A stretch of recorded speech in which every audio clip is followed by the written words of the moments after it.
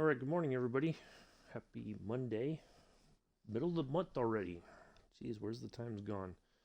I am your host and pilot, Uncle B, as always. Welcome to today's Microsoft Flight Simulator live stream. We're in the Junkers 52 3M retrofit, departing from Midland International Air and Spaceport, and we're heading to El Paso International.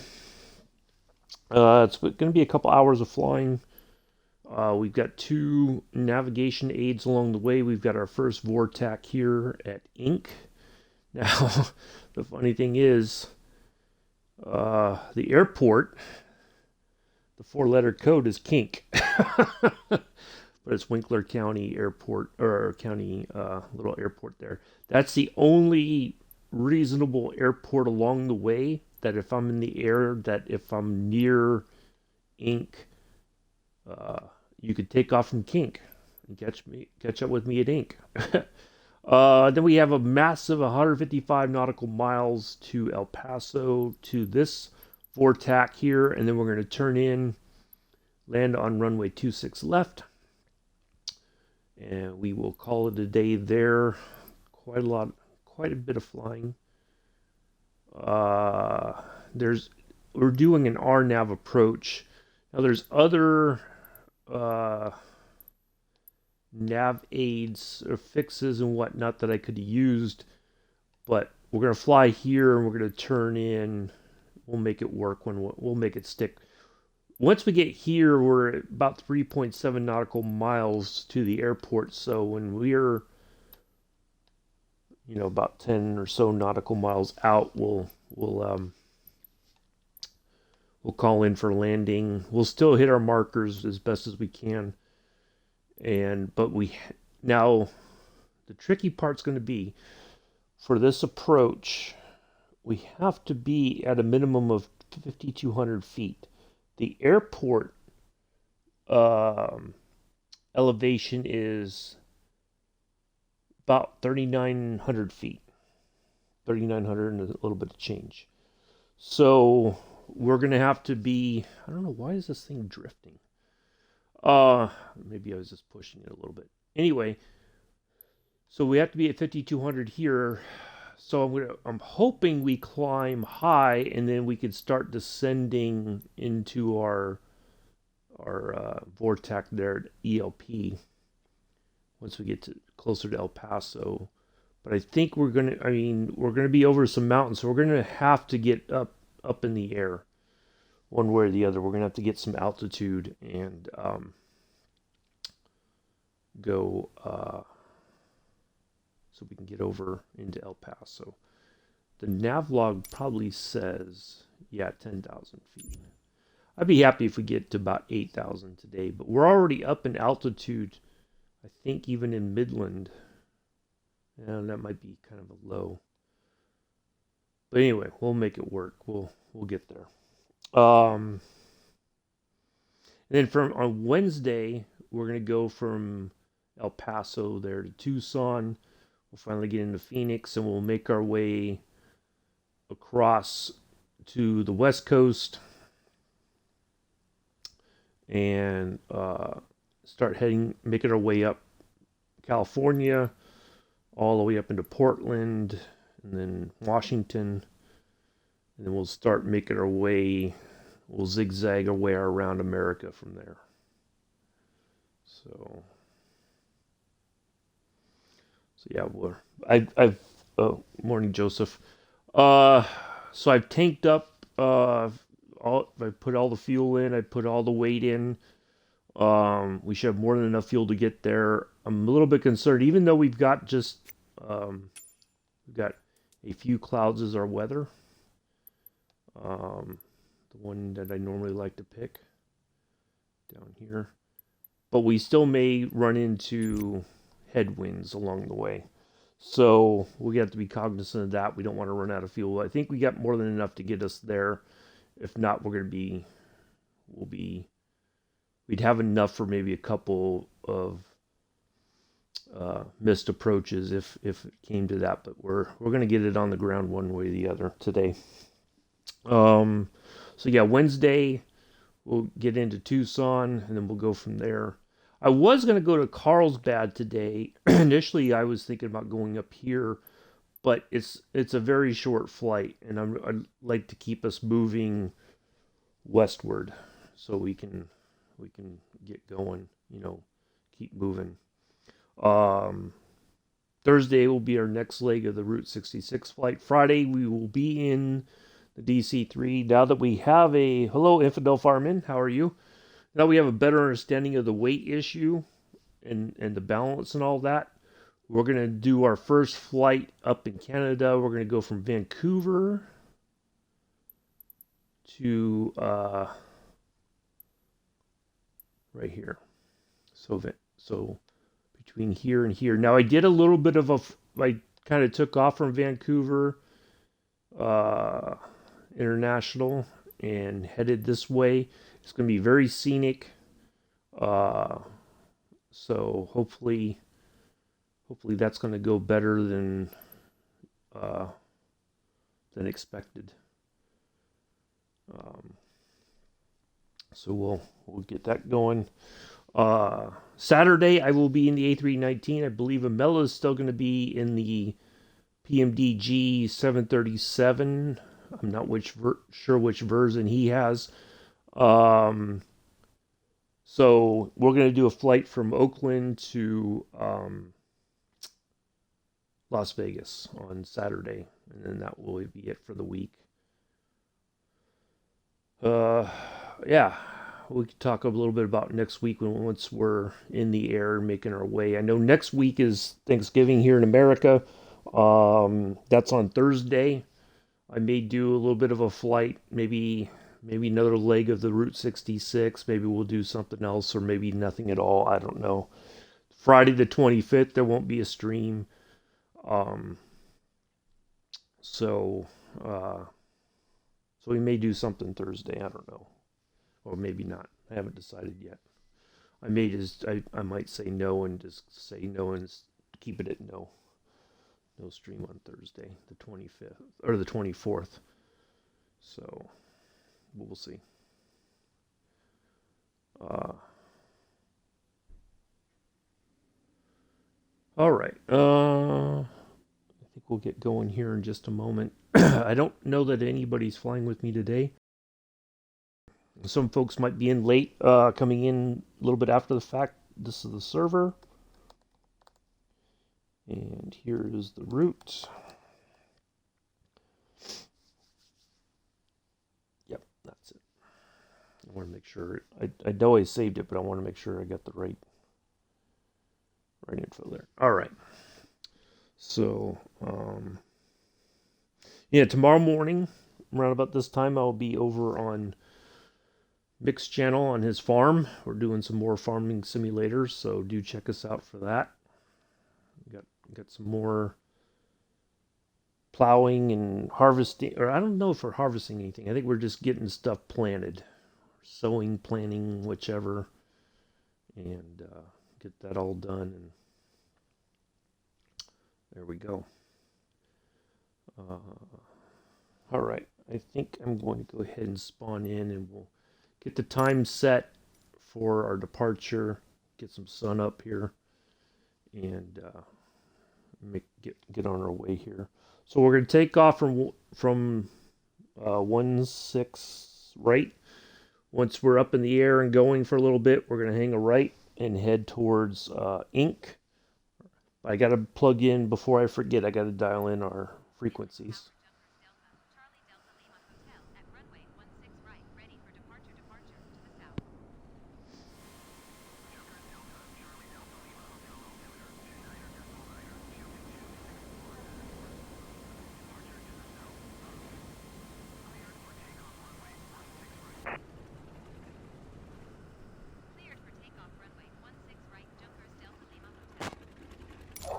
All right, let's go ahead and get out here on the runway.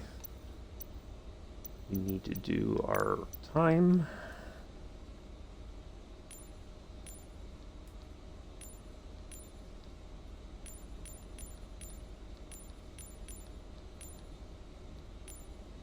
Oop, that's a little too much.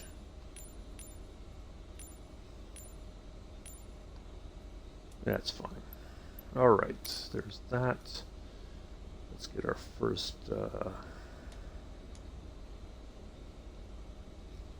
hello again, Joseph. You said hello before. I don't know what happened, but you said hello. Morning, Mick. Sorry, I'm catching up. I think you meant hey, Mick. You already said hey to me, Joseph.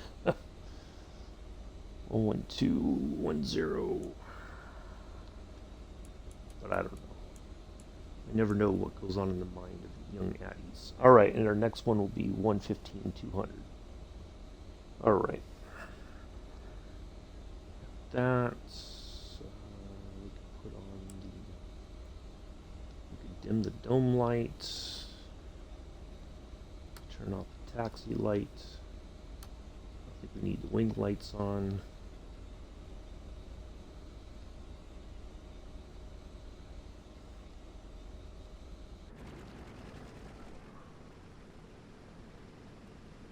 Oh, wait a second. I didn't put that on. Why is that showing?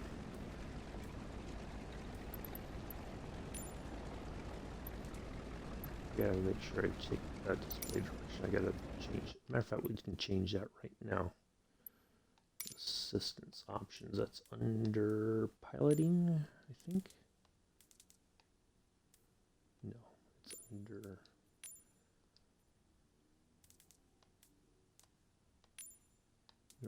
all the labels.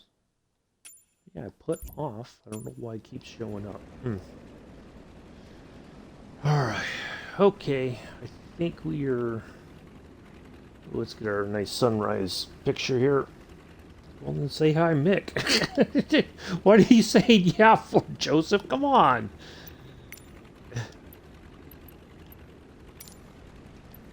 That's what you meant. Put it back in there. Hello, Mick. Oh. It's too early in the morning for this shenanigans, Joseph.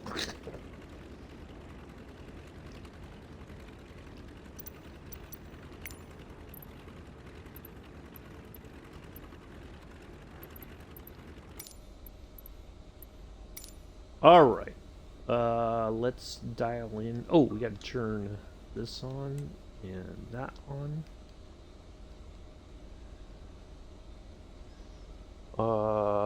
Let's see. Hitting a 260 once we're in the air. My bodily picture. No, no, it was. I took that here where I live. I think. Yeah, it's a that poor Stetson got beat up on the move down here. So, all right, I think we are set to go. Double check around. I know I'm on a server, but here's like no. It's like the empty server today. I am on a server, right? Yep, I'm on. Okay. Well, I might have lucked out and found a quiet server. Alright, let's get the brakes off. Let's get going. Yeah, I figured you'd like that since it's a Stetson. But yeah, it's seen better days. It's kind of beat up. But...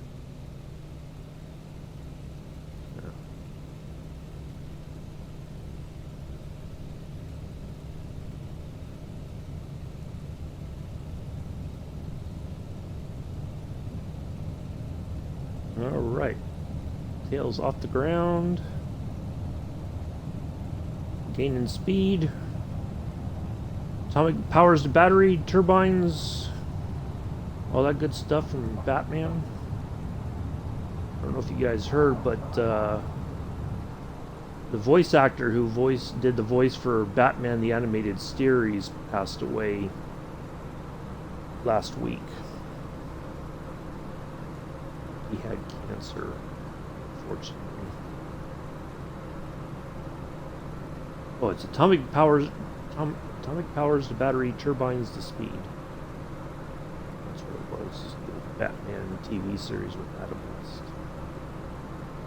All right, we are in the air and on our way. A little extra trim here just to. Right. This thing is like being a little lazy this morning. I don't think it wanted to go to work.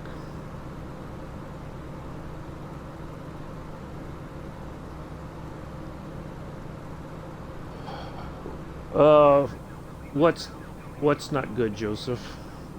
You say that's not good. I mean, you never elaborate, Joseph. You just say some off the wall stuff. It's like I'd never know what are you talking about, Joseph? Would you care to elaborate, please? You don't have to write a novel. Just all right, 260. We're heading to 260. We're heading west, folks.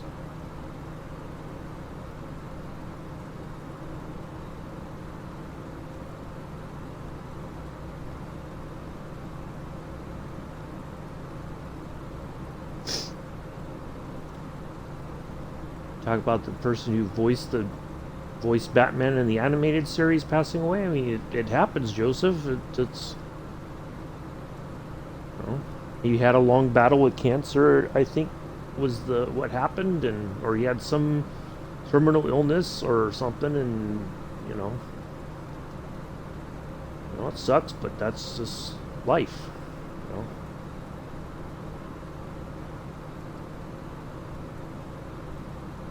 Part of humanity.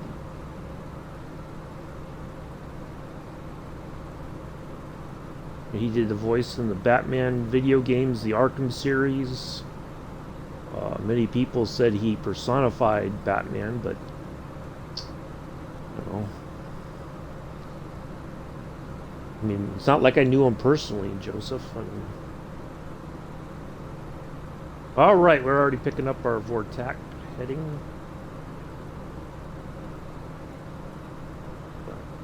That's just part of life. What you can do about it.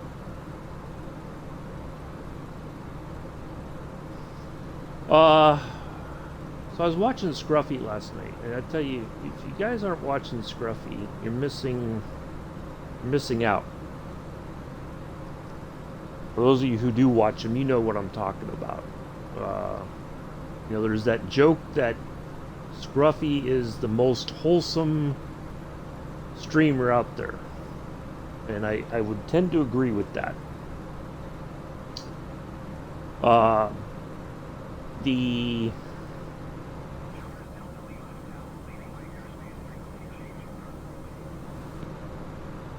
feel like let's get the claps up here. Nose over, of course, because that's what it's going to do to me.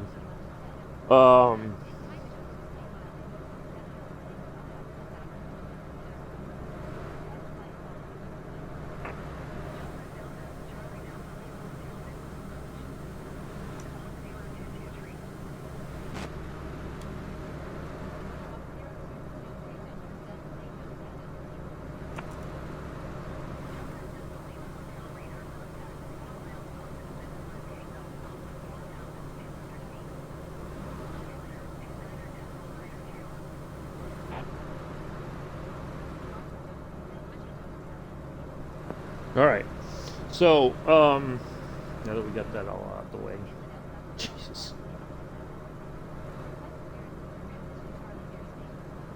that's not me talking. That's co-pilot. I don't know why he's saying it's me. My voice. Co-pilot's a woman.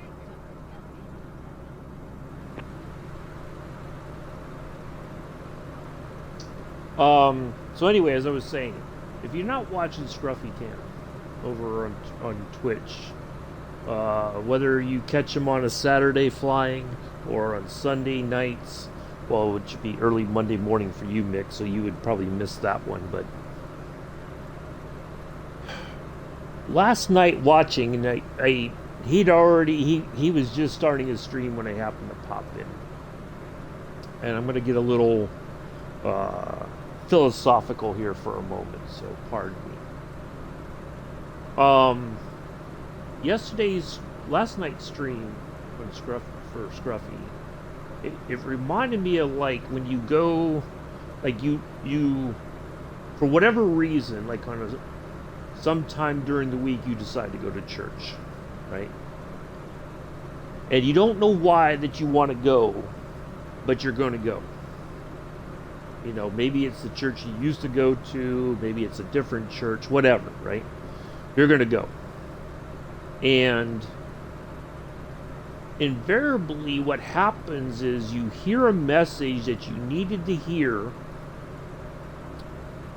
and then it suddenly dawns on you that's why you decided to go. Now, you know, when Scruffy flies on Sunday evening, usually that's like my wind down time, right? So, you know, I may be working on stuff for the flights, but I'll have him on in the background while I'm getting stuff together. And the reason why I say that it was like, you know, you go to church and you hear that message, you hear something in a sermon, or you hear somebody else. Some people say it's like giving your testimony, whatever you want to call it, right? You hear something that resonates with you that you didn't know you needed to hear until you heard it, right? And that's what happened last night.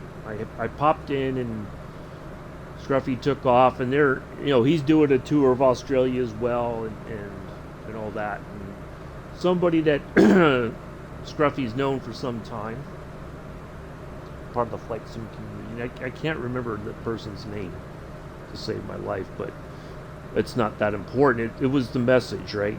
Now, Scruffy is one of those genuine people that he wants to help other streamers grow their channel, right? If he's watched you and he's like, yeah, this person's worth watching, and he said that about me last night, that, you know, when I popped in and said hello, he generously will give me a shout out, and that really, it gets you right in the feels, right? Because you don't expect that, right? I try not to expect shout outs from other streamers. You know, if I pick up a few followers, it's great, but I'm not expecting it. So, anyway, so somebody that Scruffy had known had popped into the chat.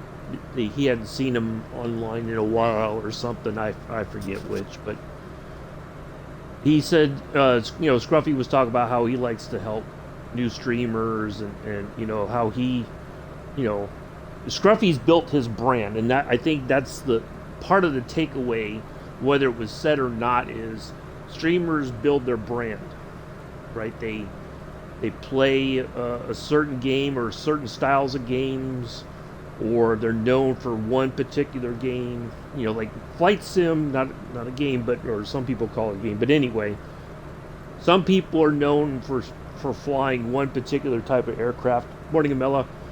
I said hi back on Discord. I'm sorry, I was probably halfway asleep last night when you messaged me, and I didn't see it till this morning. But anyway, so but he's built his brand. He's the socks guy. You know, if you go into his chat, he put, you know, exclamation point socks. He'll show you what socks he's wearing for that flight. He's got a little sock cam, you know, kind of thing, which is cool. But that's his brand, right? He's built his brand around something that most people, they'd be like, I don't want to see your socks, you know. But that's his thing, right? But this person put, do whatever Scruffy does, which in a way kind of coincides with building your brand as a streamer. And then the number 2, there was only 2 rules. Number 2 was do what makes you happy. And that's what got me right in the feels.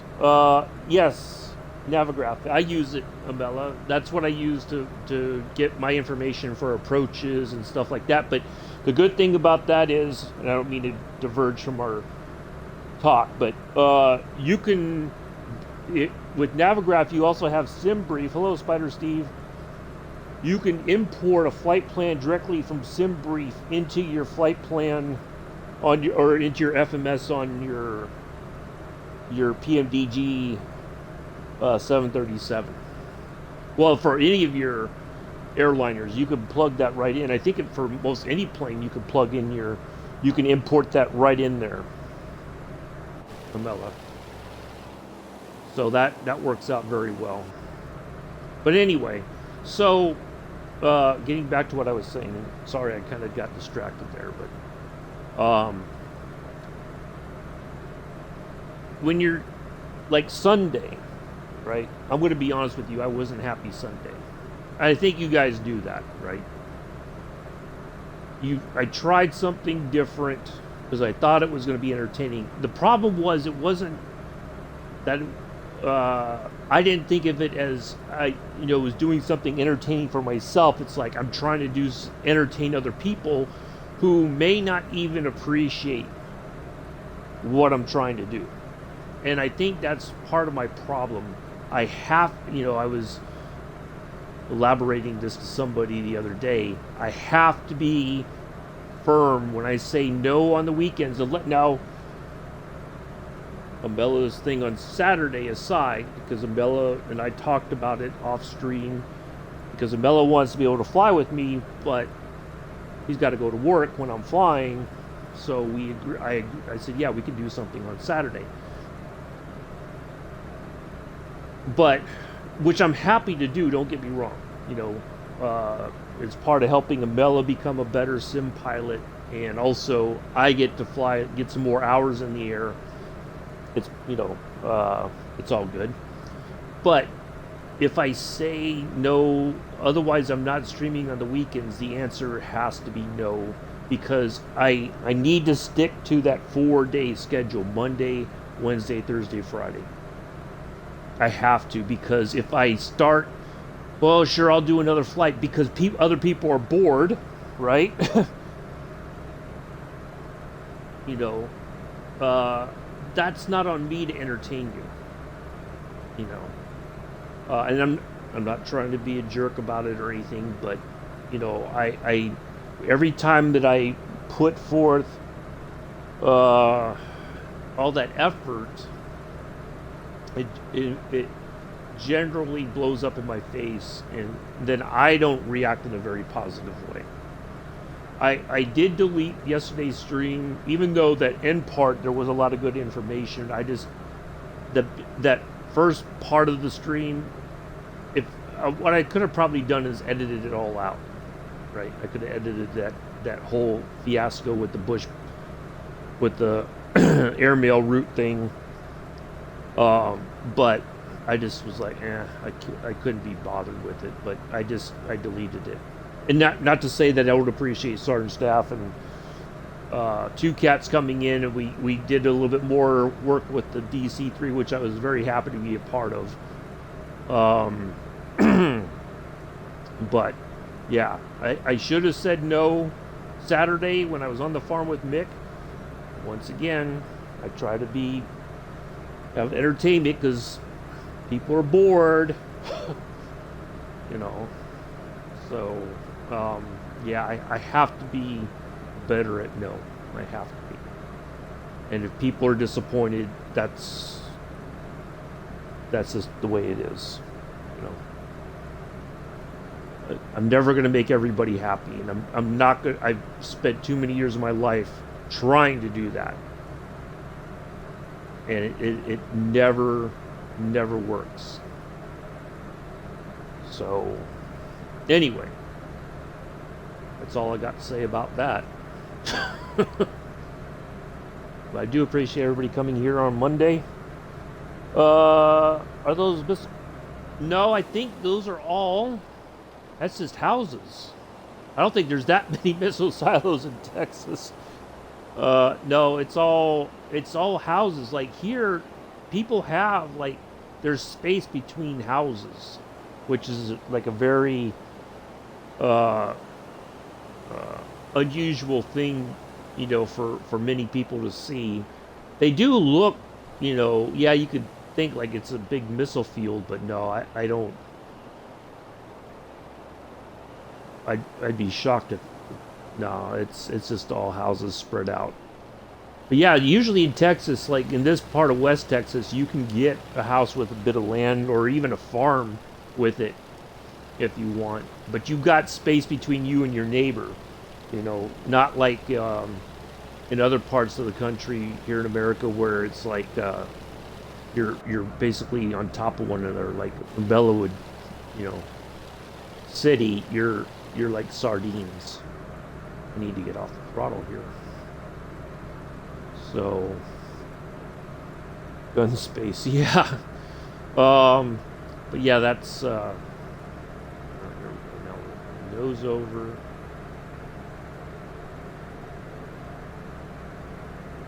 Nose back up. But yeah, that's probably one of the main reasons why a lot of people move to Texas is you have space between you and your neighbor. Whereas in other parts of the country, it's like you're packed in a sardine can. And some people like that, but I don't know. I feel like I'm like in a sardine can here where I live.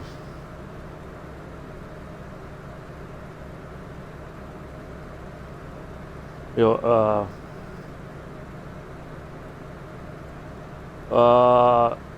Texas is not one of the places I look for property unless I can stick an oil well on it.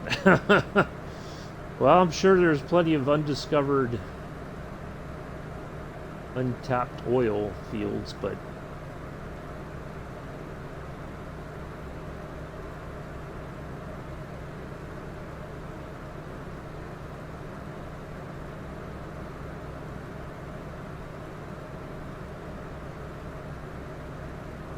see, for me is I wouldn't mind Texas as long as I could get. I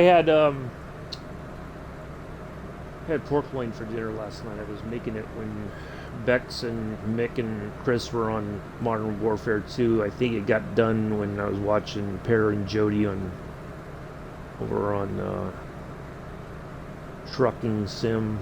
Were they doing ATS? I think they did ATS. Jody's birthday. I was lurking in the background.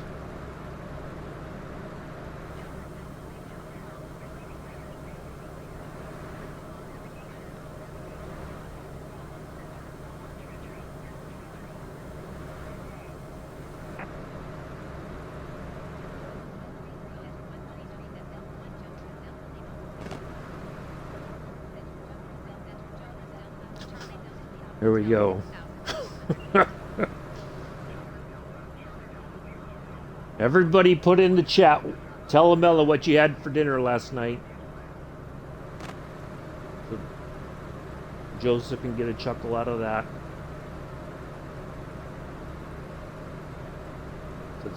That's exactly what he's getting ready to ask Amela.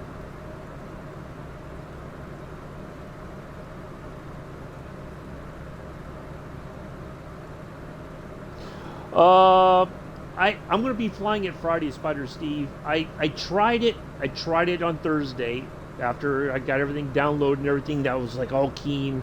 So I started it up. I usually when it's like late afternoon, early evening here, I go all the way to the West Coast and I go to Moffett Federal Airfield, right? Because it's usually like nobody's really there. Everybody's at San Francisco generally. So I started it up. I was all excited. Taxi down, take off, and then all of a sudden the plane goes almost straight up in the air, and then bloop, nose is over. So we discovered the other day that it's a problem with the way that the weight. See.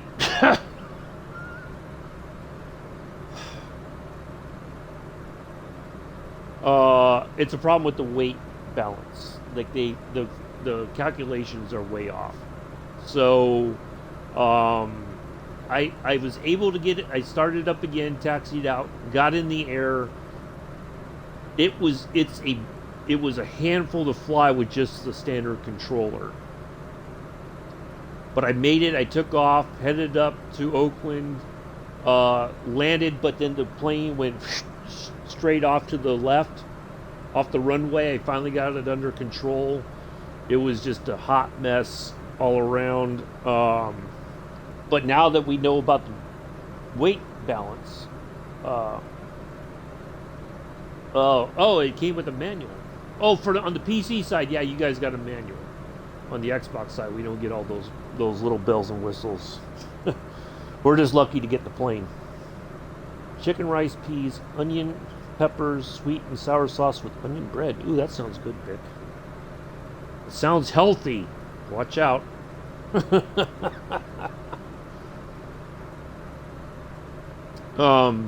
But yeah, we're gonna take it on Friday. We're gonna start our trip across Vancouver. We're gonna be across Canada. We're gonna go from Vancouver to Kelowna. I don't know if I'm pronouncing it correctly, but and then eventually we're gonna go north. We're gonna go to Yellowknife. We're gonna go Hay River, Yellowknife, Delaney. We're gonna try to go all the way to Alert, where Buffalo Airways has flown. So we're gonna try to go up to the North Pole, up near there. We're gonna go as far north as we can. We're gonna try to go all the way up to Alert, though. That's the plan. In the DC-3. Now that's not something that the DC-3 normally does, but we're gonna find a way to do it. There's gonna be legs of it that are probably gonna be a bit long, unfortunately. But yeah, and then we're gonna come back down south and continue east. But I want to go all the way to Alert. That's the plan, at least at a minimum. That's what we're gonna do. Meat pie, of course, Joseph. Yes, Joseph and his meat pies. He does love his meat pies, folks.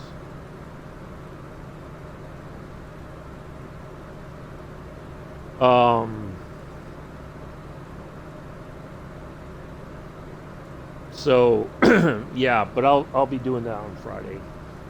No, Mondays and Wednesdays I'm trying to do my Junkers 52 flights across America. Try to get 2 legs in during the week. And then let's see, we are 16 and a half nautical miles to our first half. We got a large section coming up here, 155 nautical miles. Let's see our next 11520. But we're going to try it in the retrofit model, because we'll have autopilot and all that. It's a little bit easier for me to fly with the autopilot. Although this one's not too bad without it.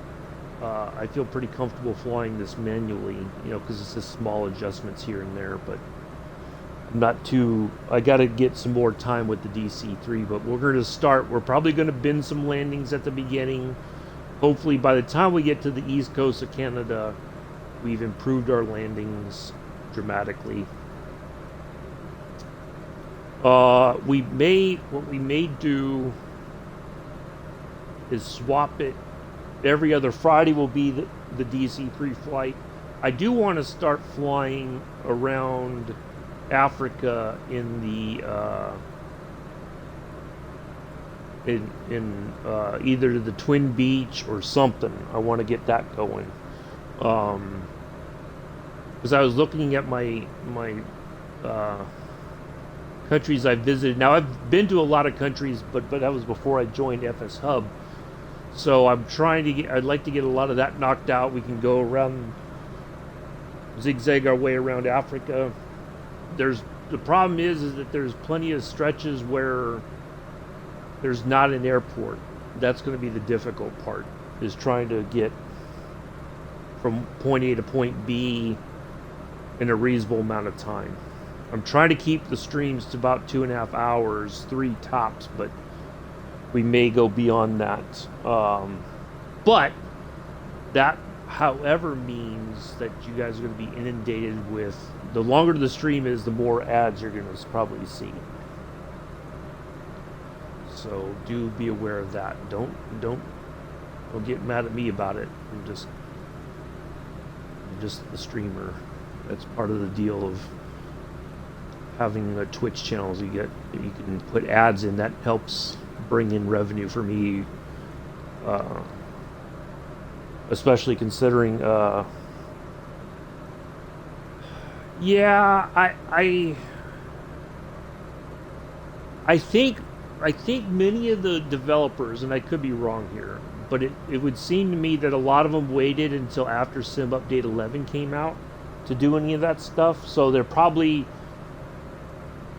if they submitted stuff to Microsoft, they tested it against what was expected for Sim Update 11, said fix this. So we may start seeing some more patches soon, hopefully.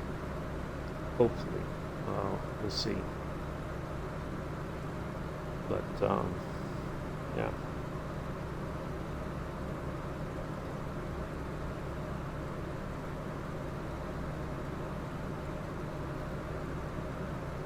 But yeah, maybe every other Friday we'll do a flight in the beach in the Twin Beach over in Africa. We'll take off and make our way around and back up the from South Africa all the way back up the east coast of Africa.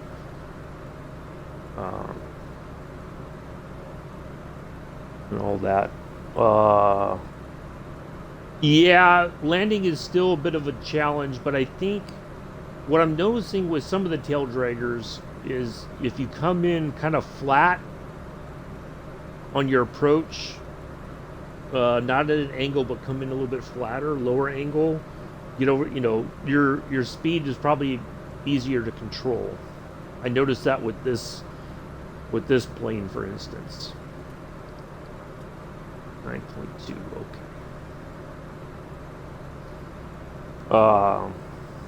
Yeah, it's not an easy plane to land gracefully, that's for sure. But it's one of those that if you keep practicing at it, it's going to come to you after a while. You just have to kind of figure out the peculiarities of the plane. You know, it's not an easy plane to land. That's for sure.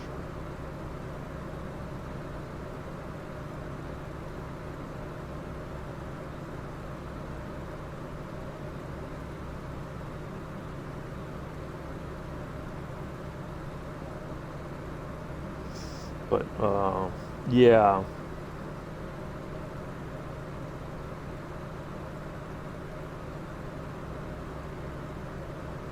So yeah, we'll start featuring some more stuff. Scruffy was talking about this last night. Somebody asked him about if has he tried any of the new stuff, and he said no. There's just so much. It's like there's not enough time in the day. Yeah, yeah. That's what I've heard. A lot of people are the Corsair is really a challenge to land. Um, yeah, just noticed that. Huh. There's so much new stuff that it's how do you find time to do everything and try different stuff out, like the gliders, and like I did a bit of the tutorials, and it's literally you have to.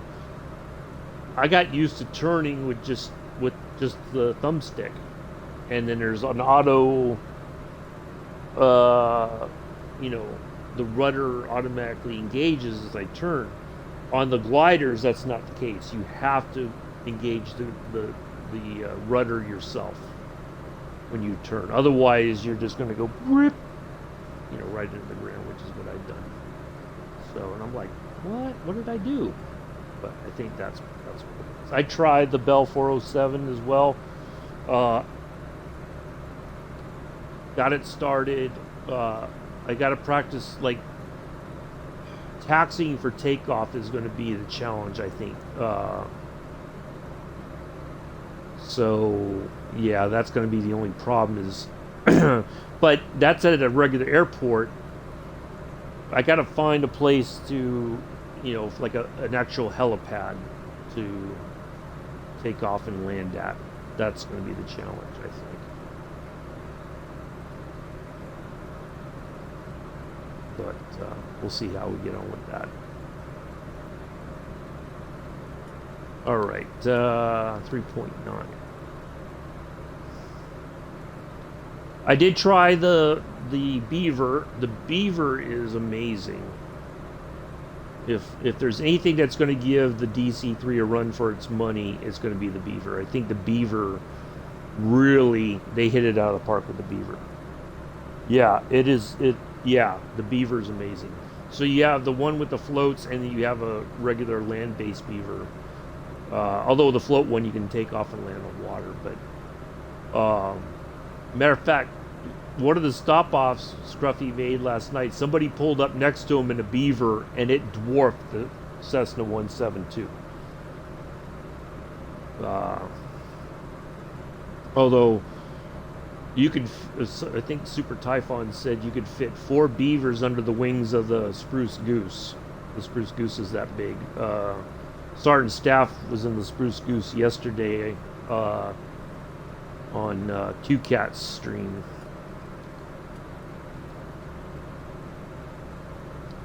But yeah, there's lots. There's so much stuff. And I did try you can do the Wright Brothers thing. They have a little mission for that you take off on the little catapult. Which one, the Spruce or is the Beaver or the? I'm not sure which one you're talking about. What, the Beaver or it might be. I don't. He probably owns one. I know he's got his own pilot's license. He probably did. It wouldn't surprise me, since he's got his own private pilot's license.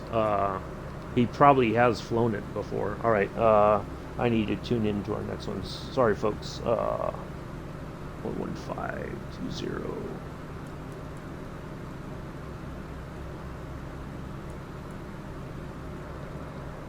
On a heading of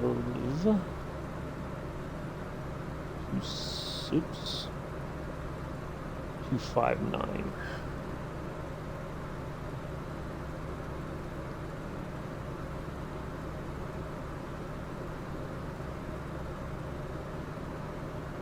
All right, and away we go. It's already picking it up. Yes, it is. Excellent. But yeah, it wouldn't surprise me if that's his favorite plane. I'm sure he's had a few different ones over the years, or probably still owns quite a few nice little planes that he likes to fly in. So he's getting up there in years. I don't know how much longer he'd be able to fly. He's not a spring chicken anymore.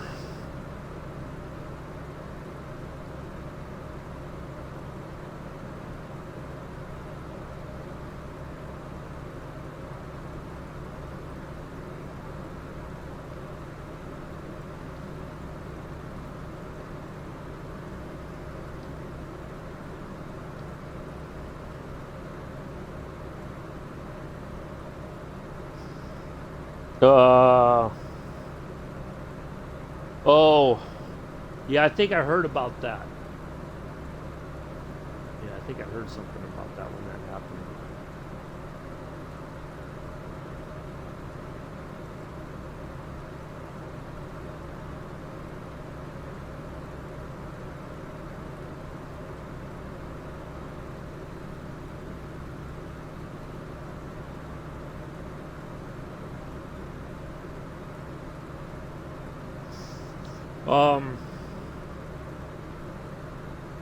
Yeah, I did try the Wright Flyers thing. It doesn't. There's not much to it. You rev up the engines, you launch from the catapult, and you fly for a little bit, and then bam, you're on the ground, and that's it. It's not made for long distance flying. Although some people found a way to get it up there in altitude and keep going. I don't know how, but yeah, it's I kind of feel like somebody's got some modifiers or something that they're using, but I could be wrong.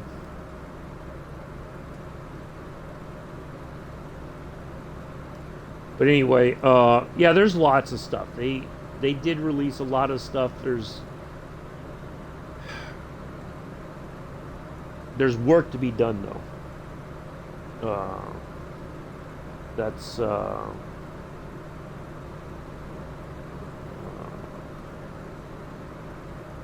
They told him to make the phone call, and he admitted, "I am the smuck who landed on the taxiway." Yeah, wasn't he? I thought the story was that he was flying intoxicated, but I think that was proven to be like a hoax or something. But I think there was like that sort of Gummy Corner. Thank you for the follow. Just got that. I'm sorry you followed 20 minutes ago, and I'm in between keeping an eye on the plane flying in the chat. So I think it was too, but I think instead of the age, people wanted to suggest that he was flying intoxicated, which meant that they would have had to suspend his pilot's license and all that. But I think it's just people being mean spirited. That's all. But yeah, I think there's got to be a point where he's got to hang up the flying and because we're heading in El Paso, just barely north is the airfield for Fort Bliss, and it says the information I read that that runway parallels one of the runways there at El Paso International, and pilots have confused the two. I thought they were landing at the correct airport, but it turns out they were heading for that government airfield, not the one that they were supposed to be going to. So yeah, if you're not familiar with the area or you're not looking at your charts and paying attention and all that, it's easy to get head the wrong way. I'm sure they slapped. Yeah, I'm sure he paid some fine or something. All right, 146 nautical miles to our. Let's go outside here. Nobody. Oh, it's an empty server over here today.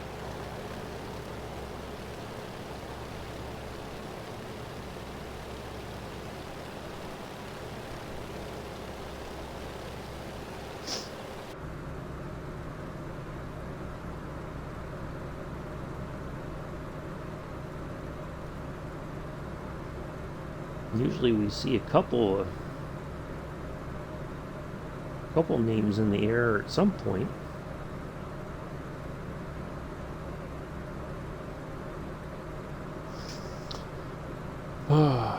Too busy typing in chat. Yeah, that's all right.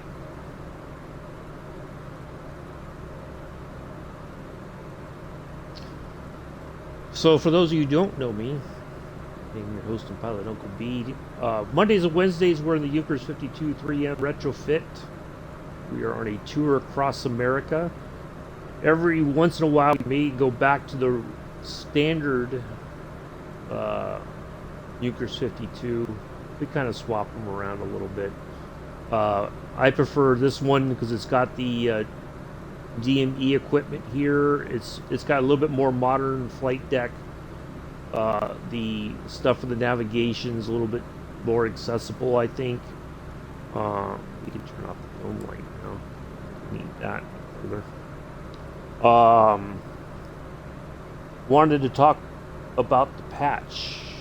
Which patch?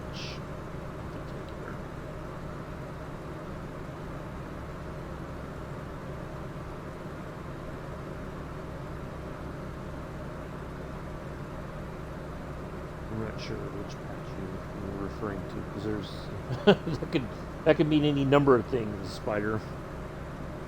Now, don't forget, on the Xbox side, we don't get, like on the PC, hard for me to type and fly, but are you in the air with me? I don't see you here. Yeah, I don't, if you're here with me, I don't see you.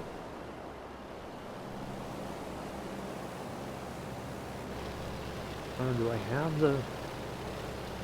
I hear another engine. Sounds like somebody's with me. Hold on a second. Let me check my settings. Sorry, folks. Oops, not there. General. Data. No, traffic. Traffic. Is it data? Yeah, multiplayer is on, so something's not right. No, I was saying I'm not flying because okay. I was like, wait, are you here with me? Because I don't see another plane anywhere around me, above or below. Well, you said patch. Okay, that's fine. That's okay. Joseph can relate. Oh, can he relate?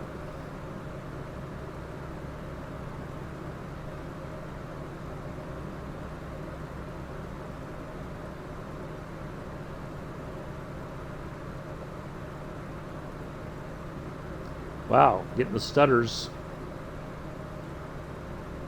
On an empty server, I'm getting stutters. Now, that doesn't really give me a warm fuzzy.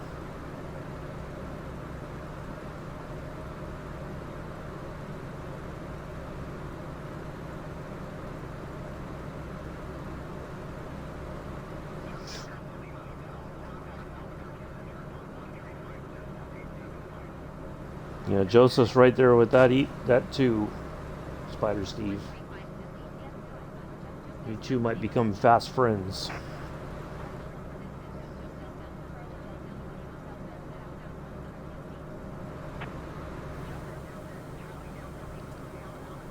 $139 nautical miles. I think it's a good idea that I topped off the tanks before we left.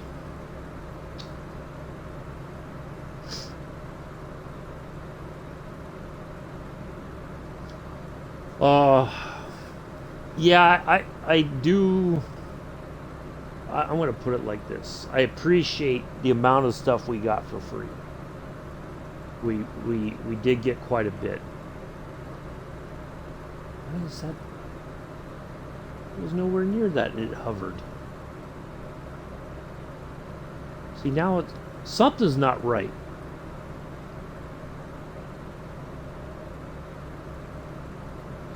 Something strange.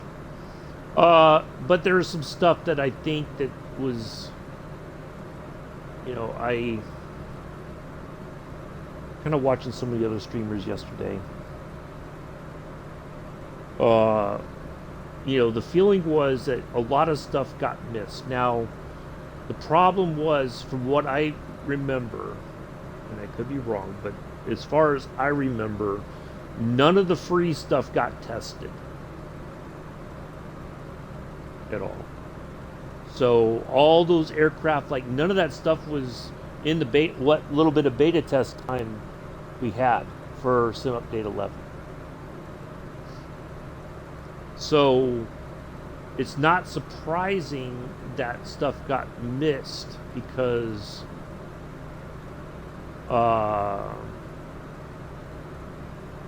it wasn't tested. It wasn't tested in multiplayer. It wasn't tested at all. So it's not surprising that there was a lot of stuff was missed.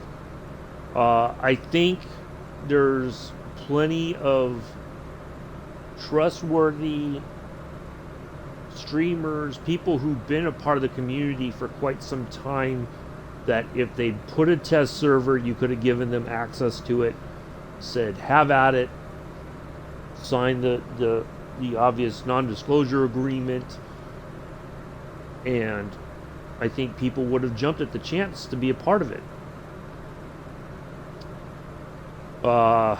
So I don't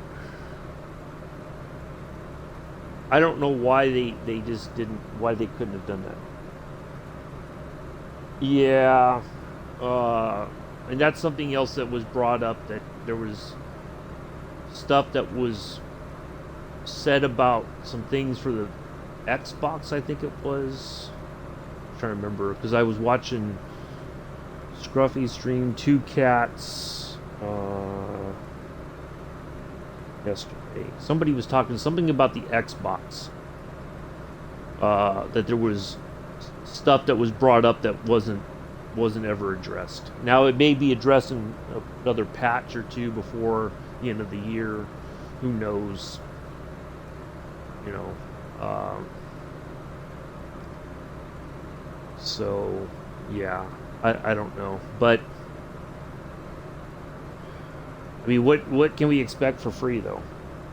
You know, we always joked around in the military that everything we use is made by the lowest bidder. And it doesn't get any lower than free. You know, so, but I think what they put out was an interesting collection of stuff for us to fly. It's just a matter of, like, I think the big somebody already did the flight from New York to Paris. They did it 2 hours quicker than Charles Lindbergh did, but they did the whole flight, and they did it in a wicker chair on top of that. The same kind of chair that Charles Lindbergh used to save weight in the aircraft. So I don't know that I could sit 30-something 1 hours. Well, I mean, I know, but for what we got for free, they did give us a lot. But, in the course of getting things for free, it does not mean that it's going to be the best quality either. But, we got the rest of this year, what few months left we have left. We've got half of November, we probably got about a month left total, considering that at some point in December they're going to shut down, go on their vacation and all that, and we won't hear boo until probably mid to late January. They're gonna go radio silent, and they're gonna try to stay radio silent for as long as possible, I think, going into 2023. But I could be wrong. Maybe who knows? But yeah, it's there's work to be done, obviously, but I don't know. Only time's gonna tell. But I think. Yeah, I mean, yeah, it's there's some stuff that's cool to fly, like the Beaver. Obviously, I think is for people who like the bush flying and doing those, sort of things. It does add a bit of something different to the. Oh, sorry, Spider Steve. It does add to the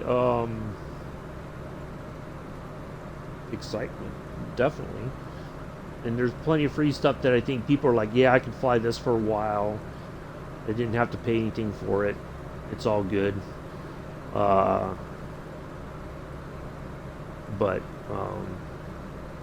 yeah.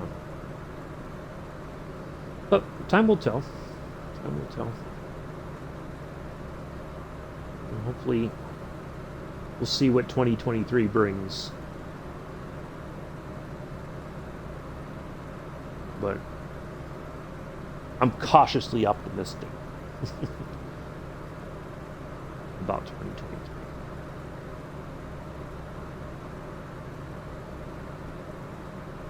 I think for the Xbox community, I think I can't speak. Well, for me at least, I was hoping we were going to end 2022 on a high note with the Wasm fix. We were going to start to get more aircraft that we've been waiting on. But things are what they are, and they gotta work on some more stuff, and but yeah, it's we'll see. But we'll fly what we got in the meantime, and if whatever happens in 2023 is going to happen. There's not much I or anybody else can do over it, we'll see what they do. It's either they're going to come through, or they're going to have to say, well, here's the deal. I don't think there's any in between. They're either it's going to work or it's not.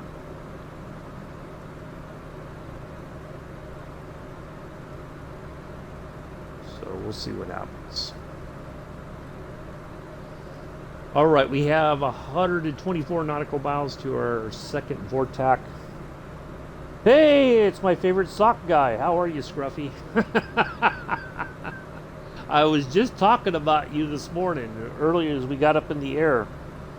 I was relating the what was said in your chat last night about the about do what Scruffy does and do what you love.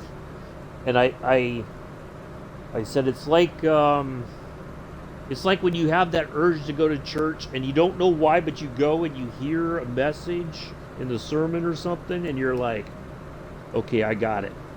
That was oh yeah, I left at probably about, when did I leave? I started dozing off, and then I kind of just shut my stuff down,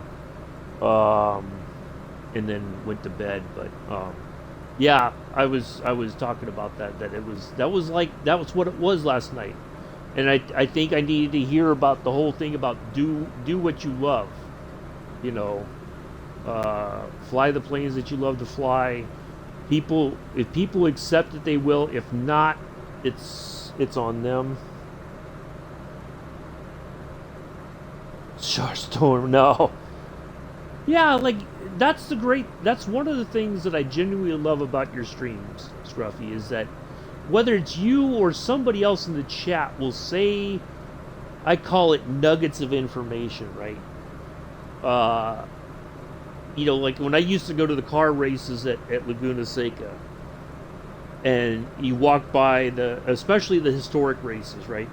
The owner of the car would have like a little plaque thing out, or some kind of bit of information. I always call it, there's always those little nuggets of information that you may not have known before, that you're like, okay, now I see why this is this, or something like that. You or somebody else in the stream will say something, or in the chat will say something. It's that nugget of information. That's one of the things that I do love about the community, is that there's always those little nuggets of information that somebody will bring up, and you're like, I didn't think about that, or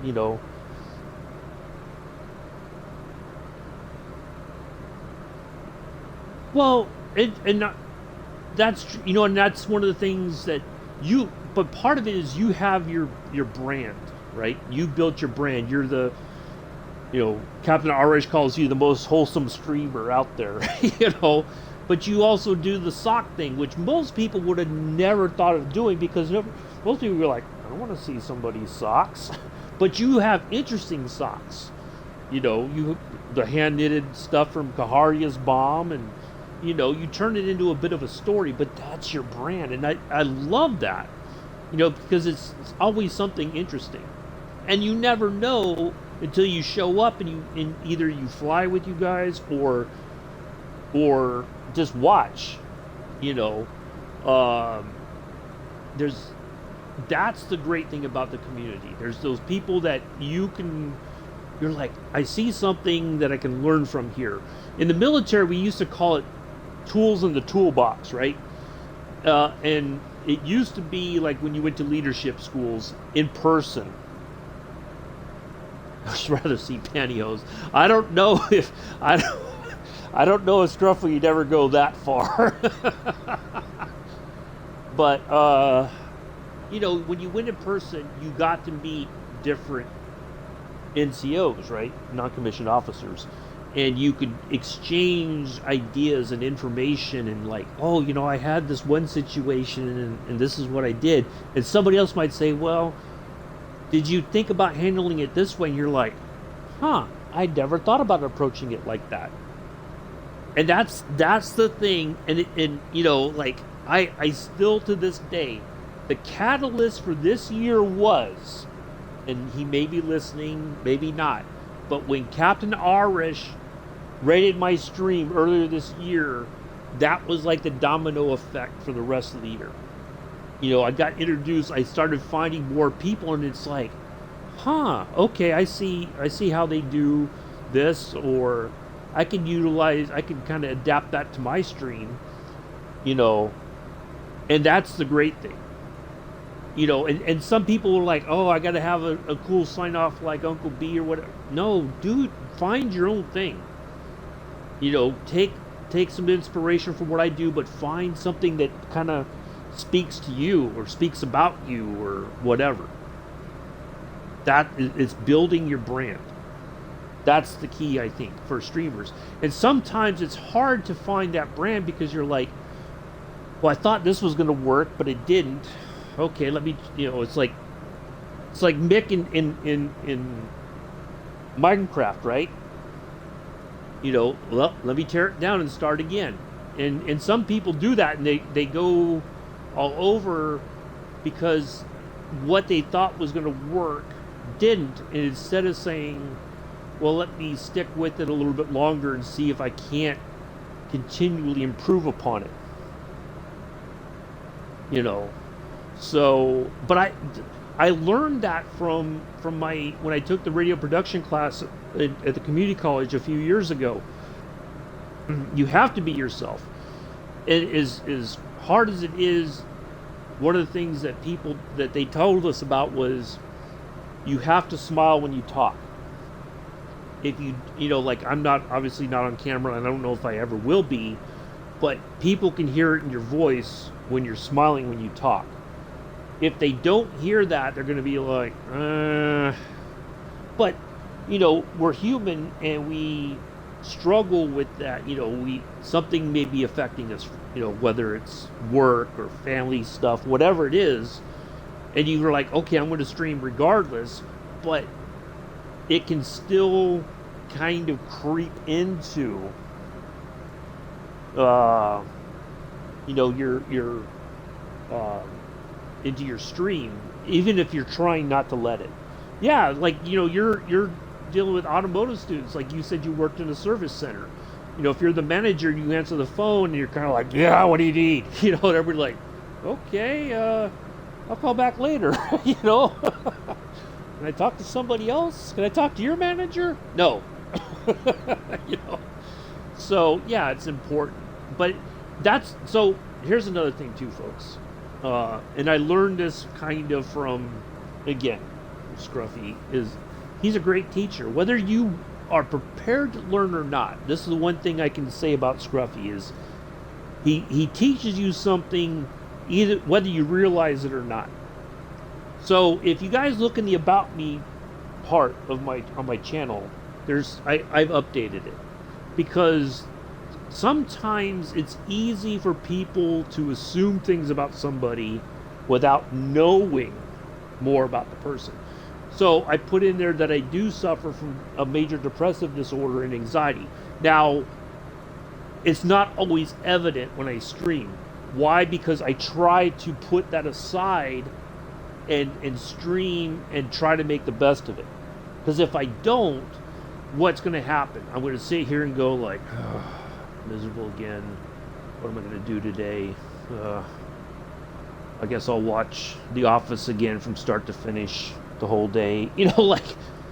Or I can try to smile and laugh, even though I may not feel like it, right?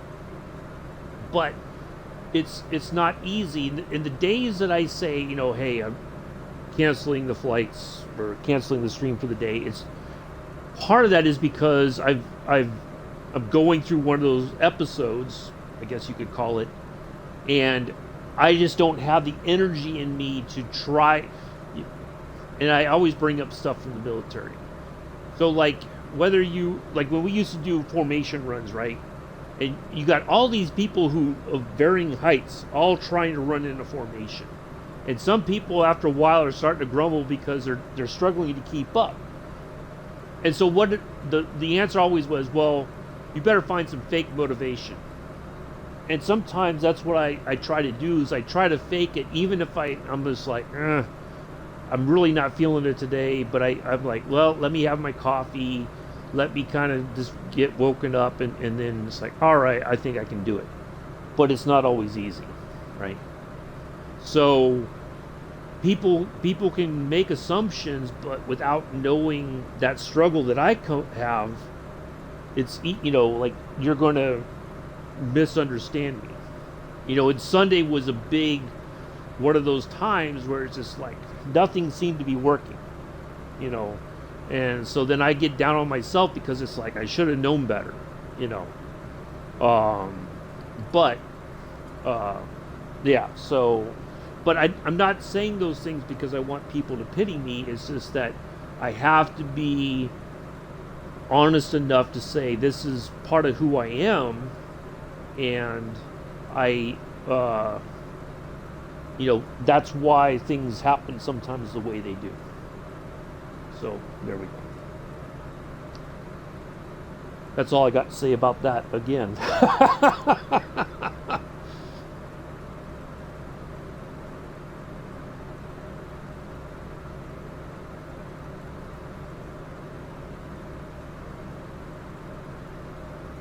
But I do see, I do see somebody for my depression and anxiety. But part of it is, this is also therapeutic for me because I get to interact with people, but it's in a place that generally I would feel comfortable, right? But it doesn't always work out the way that I would hope. Like in my mind, okay, yeah, this is gonna go well, and then it's just like that snowball effect, and it's just like the dominoes fall in the bad direction, So, yeah.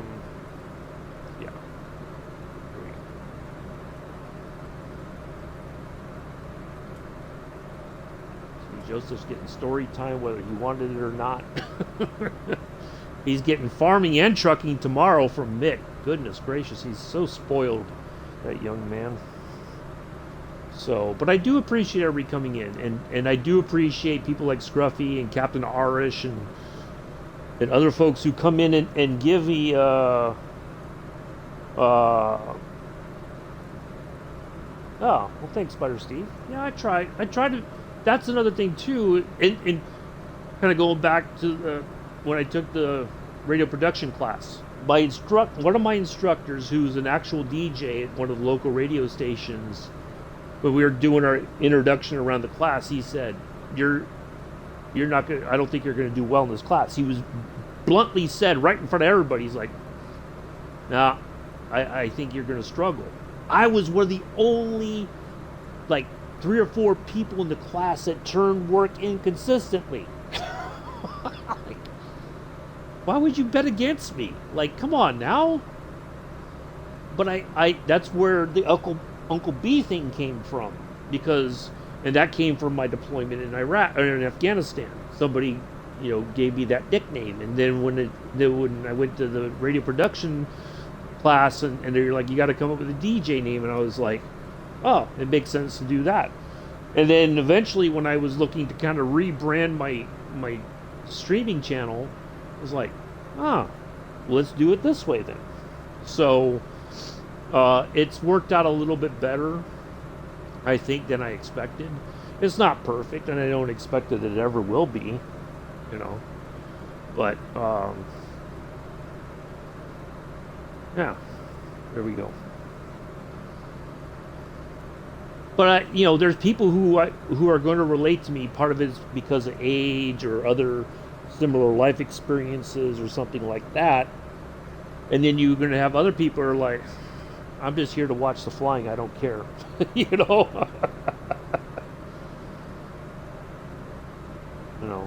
Either I'm going to be entertained or I'm going to be quite disappointed.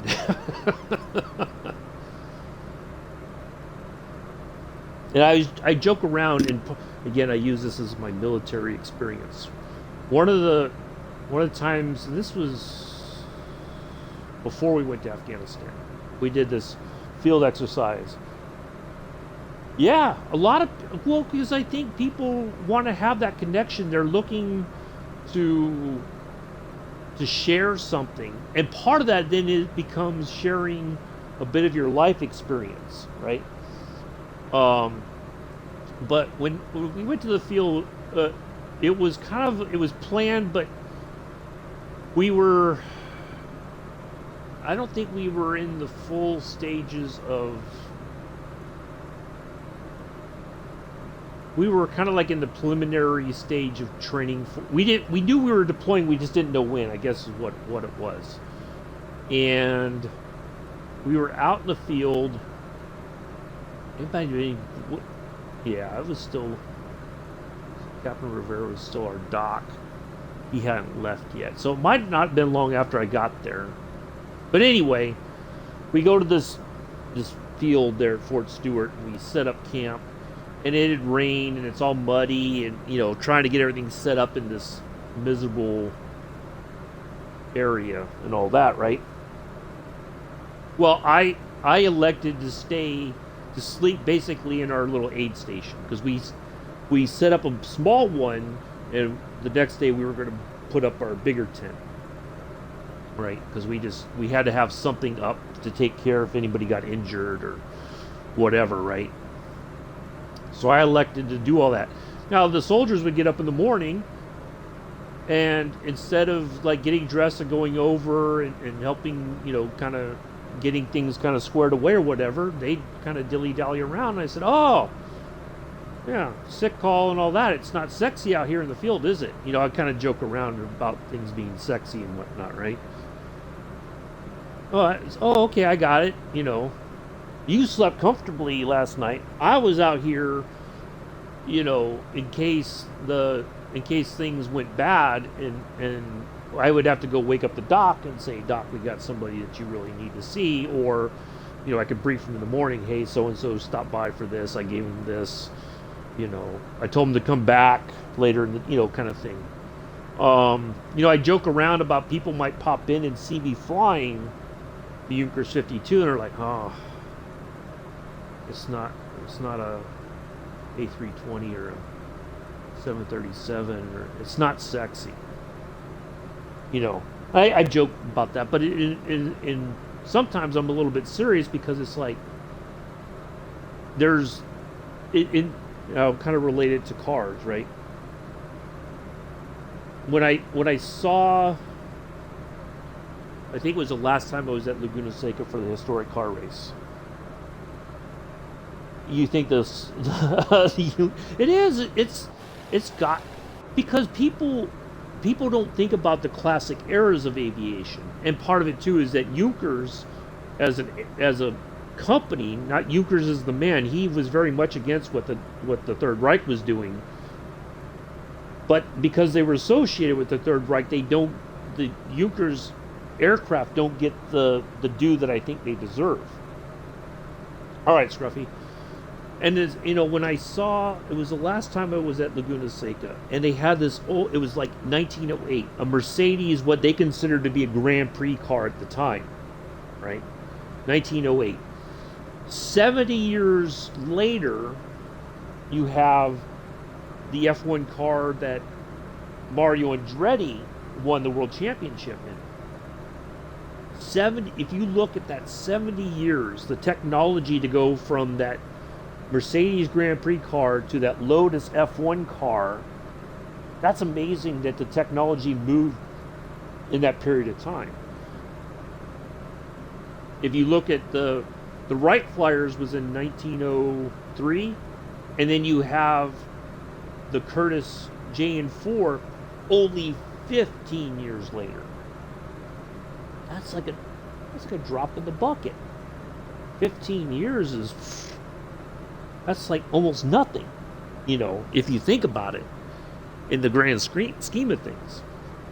So people don't always appreciate. Now I've seen younger, you know, when I used to go to the Concours d'Elegances, you have some younger people who are starting to appreciate the craftsmanship that goes into some of the older cars, like the Bugattis and the Alfa Romeos and stuff like that. That a lot of it was handcrafted, right? So some of them, but not all of them. Some of them are kind of like, yeah, not that excited, you know, like whoop-de-doo, you know. But you're missing some history, and seeing where that history comes from, right? That's the key. You don't have to agree with how the Junkers 52 was used in World War II by the Third Reich, but it is an amazing plane on its own right. If you remove that history, that background stuff that Junkers as a man didn't have any control over, you know, there's some amazing history.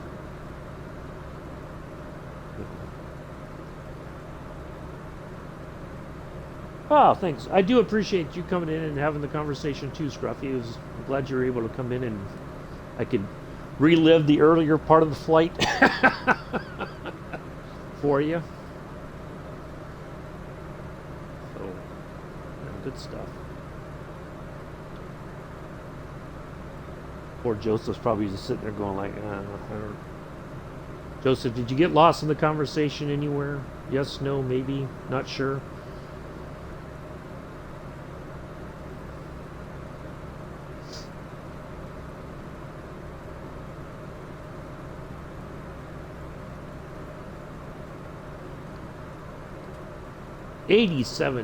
Just under 88 nautical miles.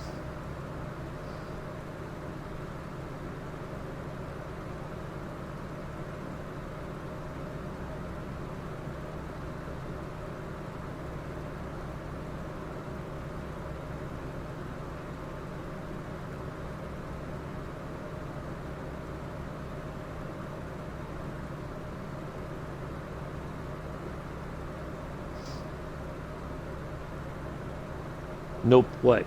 Nope, you didn't get lost in the conversation? Just chilling. Oh, okay. I think that's Joseph's code word for I tuned out for quite a while, now I'm back.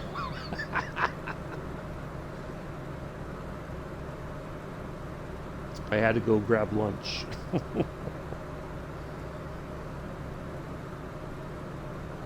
So yeah, tomorrow morning, my usual time, I will be with Mick on his farm, farming the Sim 22. Bought some more land. We got some more stuff to do.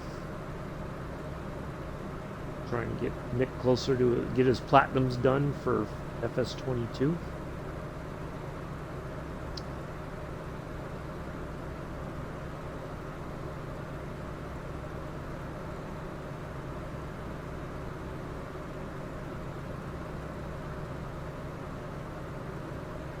Yep. Well, I'll be ready to work tomorrow, Mick. I can assure you. Be ready to get back to it.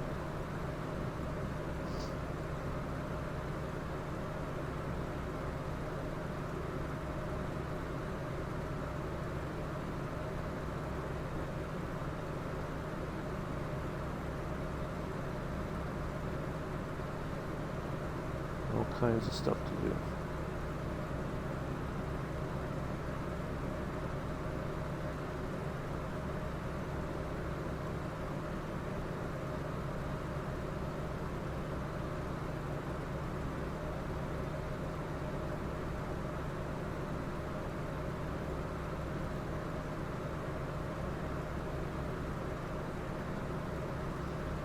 You didn't get loose. Still waiting for you. Not done eating in the background, though. Yeah, that's fine, Mick.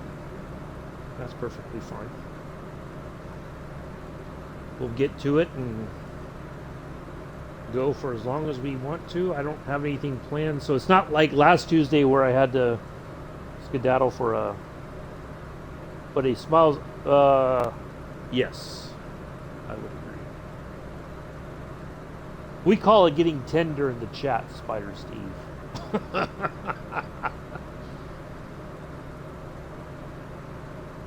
It's okay to get tender in the chat, but we try not to overdo it because then Joseph gets a little he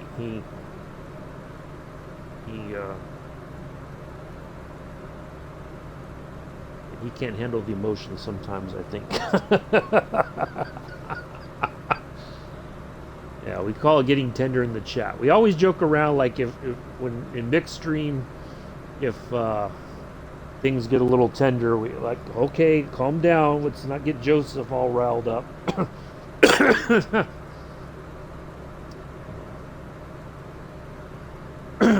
But I think like showing your emotions and appreciating your friends and all that, there's nothing wrong with that. But we don't want to get anybody all weepy. You know, boxes of tissues come out of nowhere. The Hallmark Channel comes on all of a sudden. Like, okay, pump the brakes, slow down.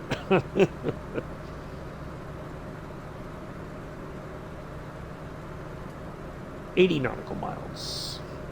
So we like to have a laugh, but you know, appreciating your friends, there's nothing wrong with that. And telling your friends that you care about them and love them, whatever, however you want to express that, there's nothing wrong with that either. But what I learned too over this year, quite honestly, is not everybody appreciates the love that you give them either. But that's okay. We're human. We're not perfect.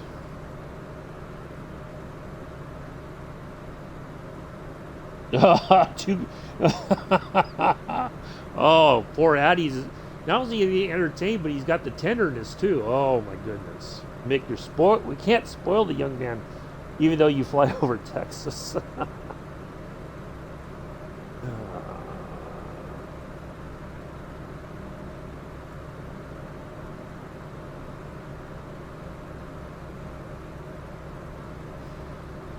Yeah, we can't be spoiling Joseph this much. He's gonna start making demands and such.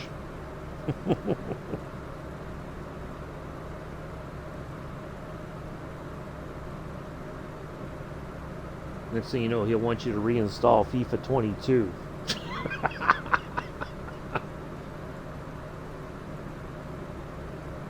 He wants to get back in the chat and start cursing again.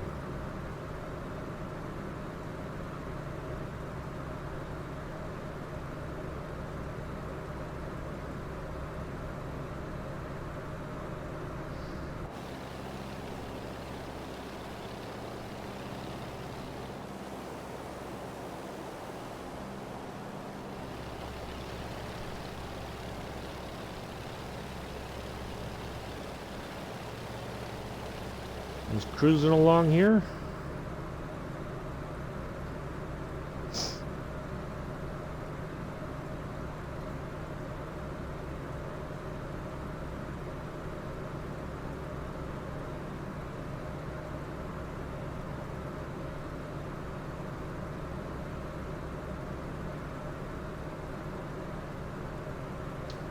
So yeah, we'll get the farming done in the morning, and Nick will be downloading the Texas DLC on ATS and get going in the heart of Texas and convey a smile with voice. It is a lot harder to convey emotions. Yeah. Yes, that is true. You're right. I think that's true for any text-based interaction. You don't hear the emotion in somebody's voice. You know, they may mean it as a joke, they may mean it seriously, you just never know. And sometimes it's easy to assume the worst in what somebody has said, and all that. Hello, Sergeant Staff. Text is black and white. Yes. Be taken so many different ways.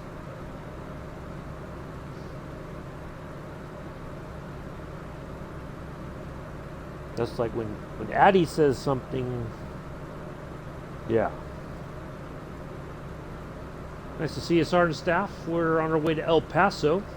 We are just under 74 nautical miles to our second and final vortac.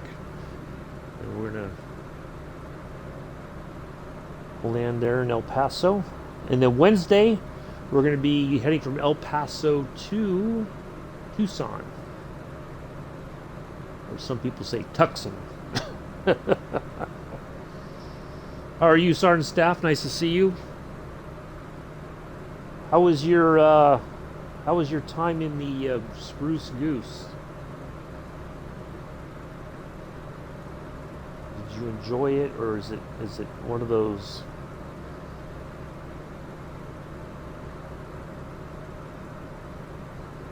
big challenges that you're still trying to wrap your head around?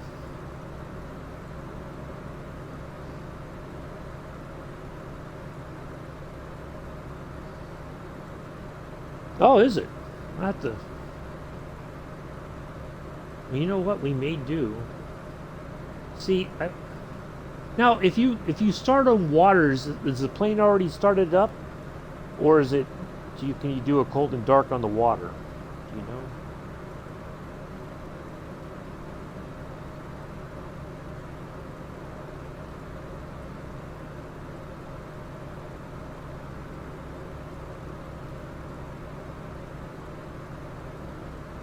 No. Okay. I did kind of look around the flight deck. I pulled it up in the hangar and checked it. I saw the real one in the actual Spruce Goose when it was still in Long Beach. I don't think it's there anymore. Oh, okay.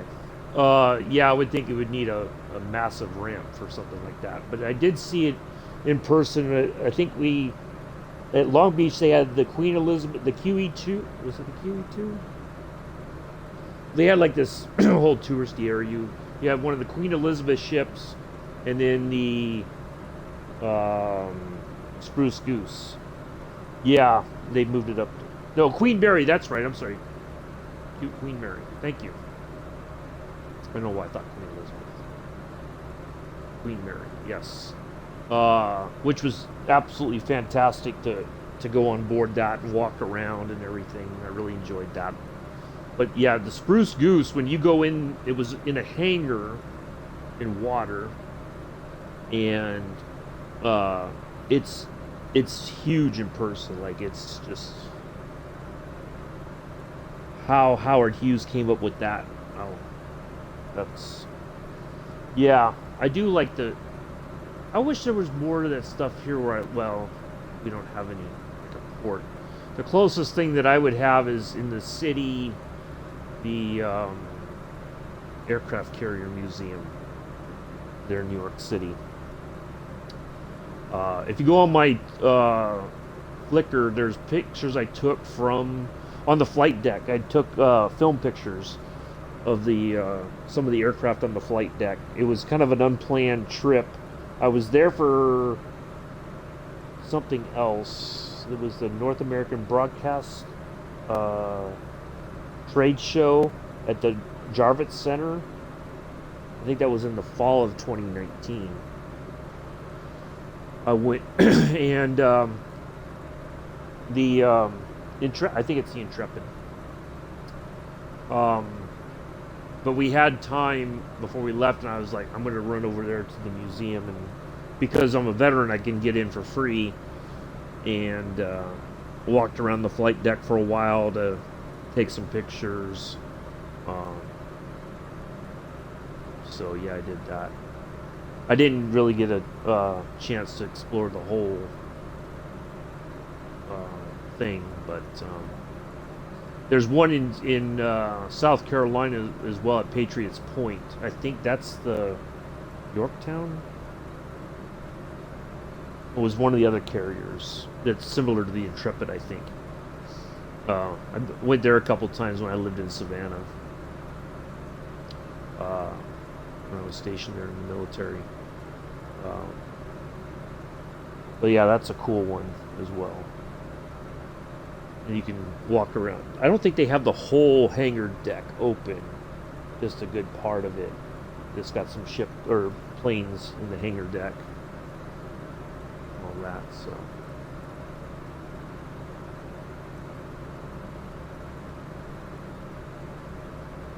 I'd like to do a Fleet Week again. I've not been to. Oh man, I used to love Fleet Week when I was a kid. The Bay Area.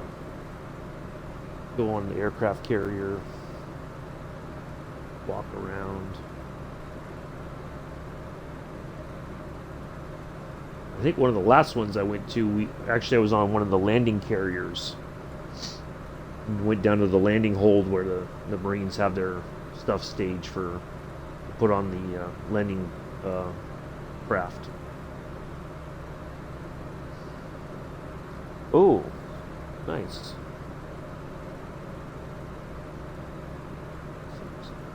Huh.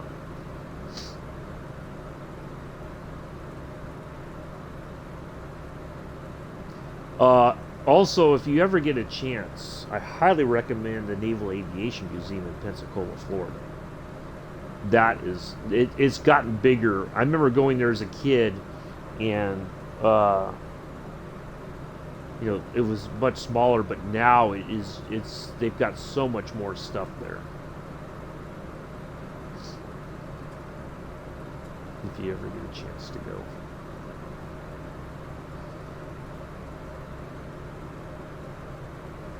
Or if you're driving through the area, it's definitely worth stopping off for if you got the time.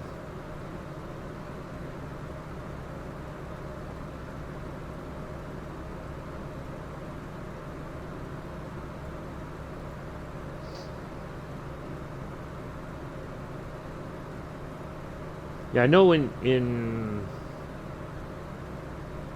the East Bay they have a aircraft carrier museum. But haven't been there in a while. But I hear it gets, yeah. Well, yeah, I could see that. It probably is costing more and more to maintain it and stuff like that. So I don't know. Do they? If you're a veteran or on active duty, do they give you a discount, or do you get like a free? I would think you could, from the Navy base there, you could probably go to the travel office on post and get discounted tickets through there.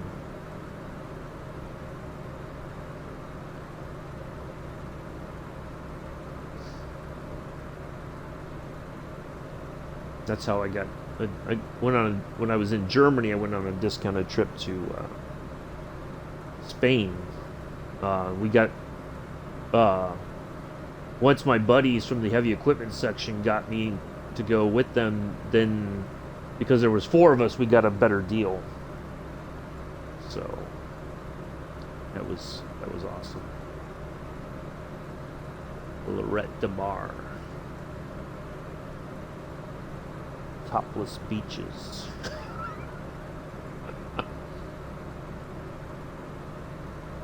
Sangria.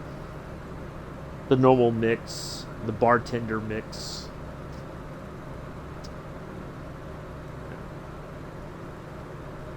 There may or may not have been a young lass from Scotland involved. Shan't say more, otherwise I might get in trouble. Oh! Air Museum on Fort Island. Oh, I did not know they had that. Interesting.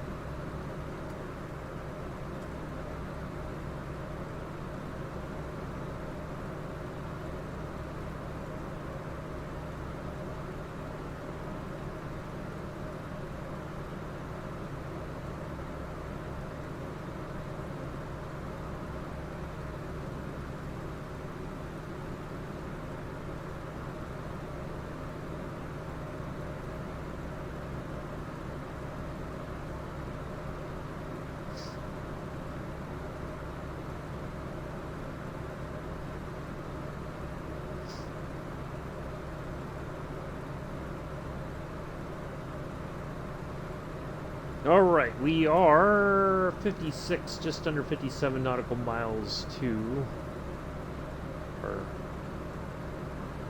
final vortex there, near El Paso International. I buzzed 2 cats in the Hercules. Oh, yeah, I saw that. I think I did see you give 2 cats the buzz in the Hercules. See, I always forget that plane was called the Hercules. When I hear Hercules, I think of the C-130. I don't think of the Spruce Goose.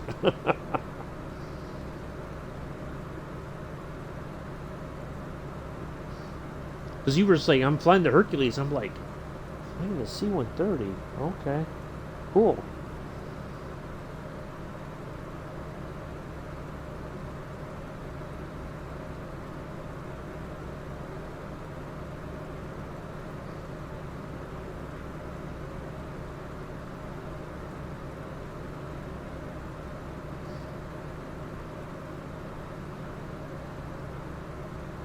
Oh, nice.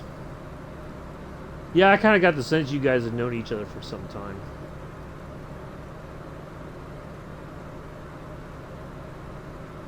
I feel like I'm late to the party, you know, because it was a year after you guys had it on the PC before I got it on the Xbox, but I feel like I'm playing catch up.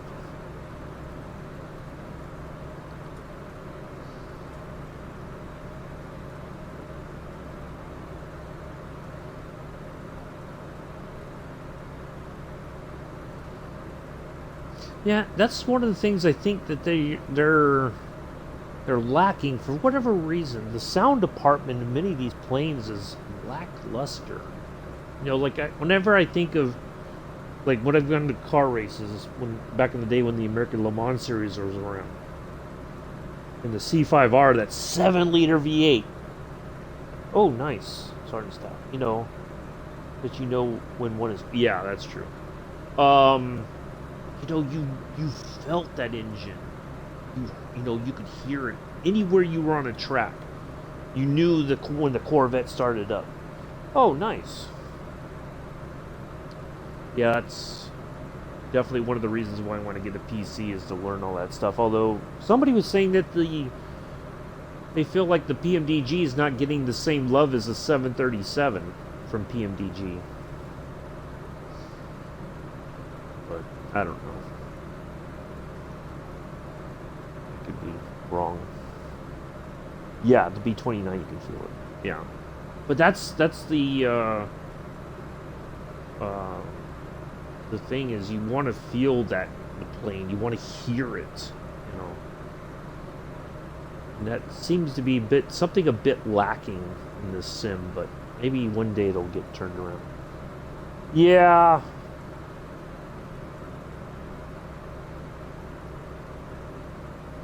Oh. Nice. Oh, speaking of, so I think for those of you who didn't hear over the weekend, the Commemorative Air Force was doing an air show in Texas and lost a B-17, was it the P-39 Air Cobra? Not a fan of the tubes. Yeah. Not many people are. But I don't know, it's one of those, you know, some people kind of bounce around. Yeah, I saw the video. Yeah, that's sad. Tragic loss of the people's lives and the P6. Oh, okay. And the aircraft as well. Really sad to see that happen, but yeah. Never know. Those air shows can be dangerous.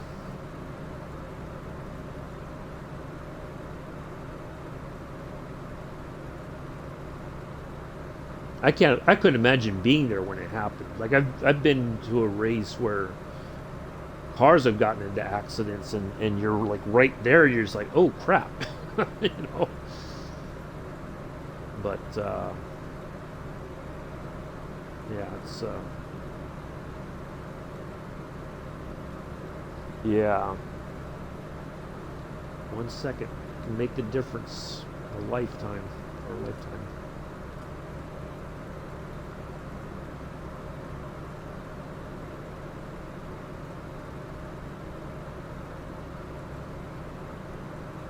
Now, what I wonder, monthly Navigaf trick, keep the. Oh, I did not know that.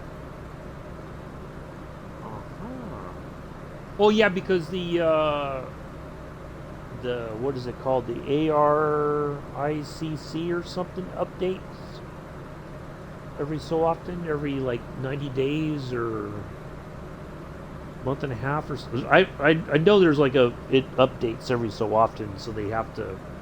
Yeah.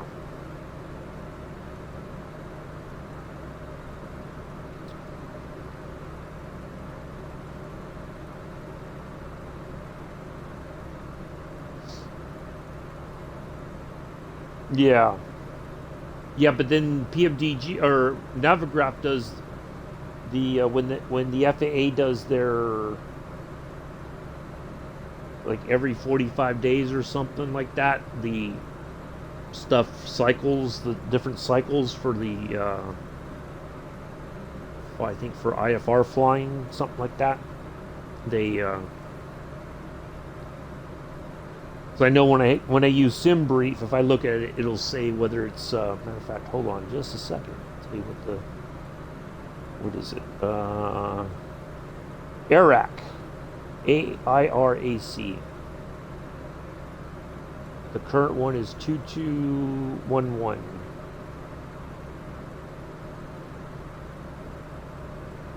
So if you create a flight plan in SimBrief, it should have the most up to date. I was doing the subscription, but I don't fly it as faithfully as general.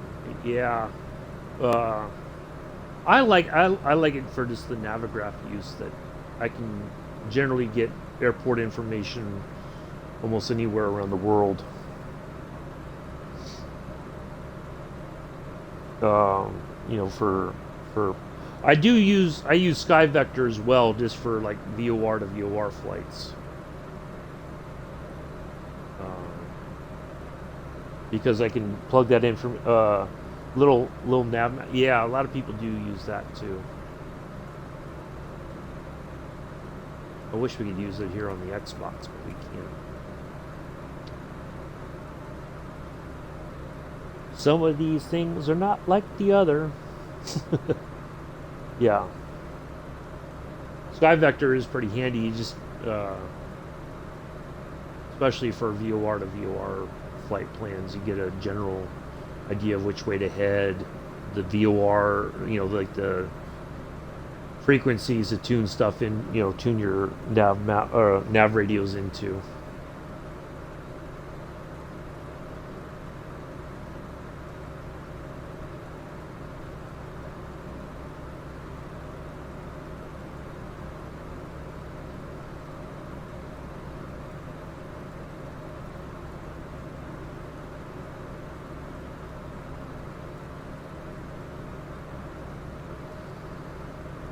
Sim Toolkit Pro. Oh, I don't think I've ever heard of that. Wait, maybe I have. So I was looking for how to help me plan, do flight plans and all that, get more information. I think I came across it, but I didn't quite understand it. Maybe, I don't know.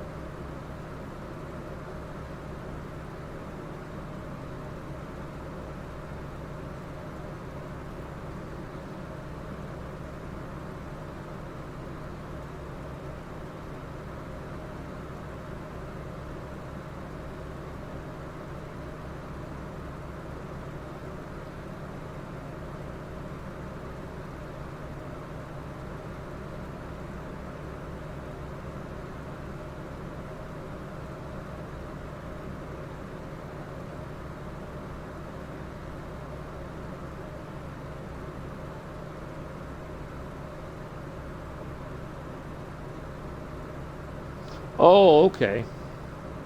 Oh, all right. Oh, yeah. Then that wasn't it. No, I can't. Since I'm on the Xbox, I'm very limited on all that. Like I can't connect to OBS or anything like that. Uh, have all the extra goodies and all that kind of stuff. But one day when I get on the PC, we'll up the ante a little bit. We'll, we'll look more than semi-professional. Just be amateur grade.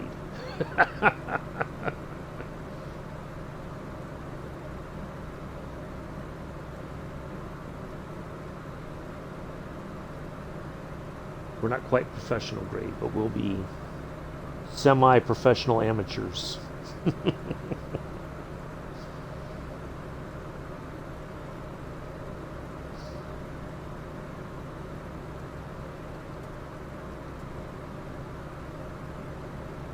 All right, a little bit closer here.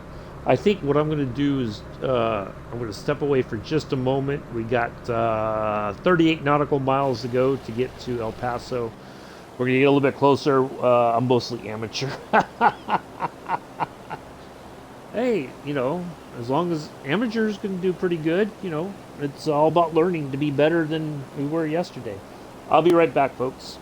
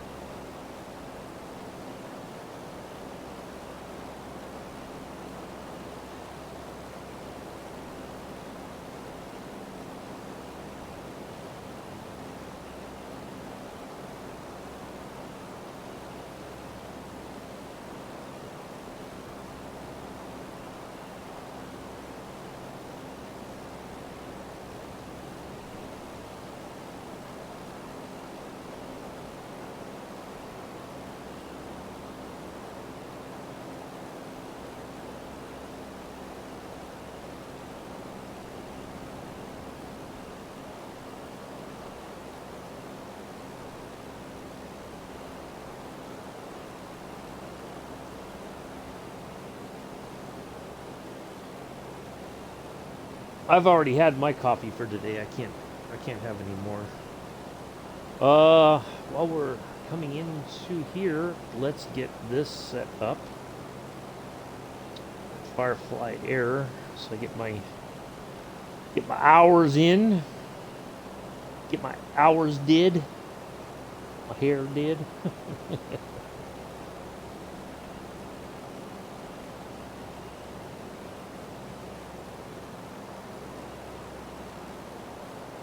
There it is. And we took off from, what was it? KMAF. KMAF. We're heading to Kelp.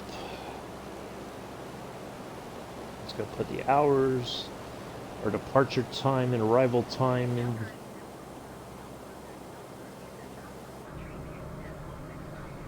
Ooh, a little off course here. Hello, Skip. How are you? Nice to see you here. We are on our way to El Paso.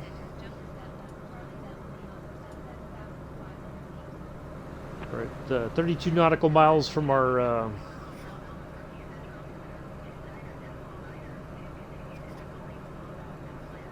32 nautical miles to our second vortac. When we get a little bit closer, I think we're going to go ahead and start slowing down or start dropping some altitude here and get a little bit more off the throttle and start losing some altitude. We have to be at 5,200 feet on approach. We got to keep our eyes out because there are a little bit of some low hills and such. We don't want to crash and burn. Because, slider stinks.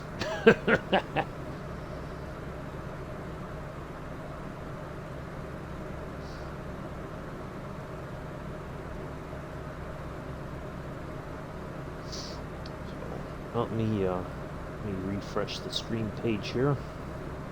Oh, we got 10 viewers. Some lurkers, I would imagine. It's all right.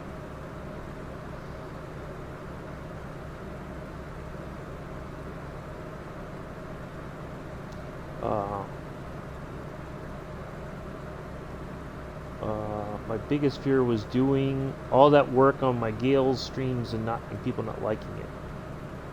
Oh, I think people do appreciate your I appreciate it. Yeah, I could see not everybody. It's not everybody's cup of tea, as I like to say. It's it's very, and I struggle with the same thing. Not so much with the, that I did something like that where you're researching all these sunken ships in the Great Lakes regions and all that kind of stuff. But you put a lot of effort, and I think again that's what I've talked about this before. Yeah, I think so because it's something that most people don't know about, and if you have the patience to hear that history and to learn about one particular ship, you could go like, oh wow, like for me, a lot of stuff like that. I'll start research. I'll get like on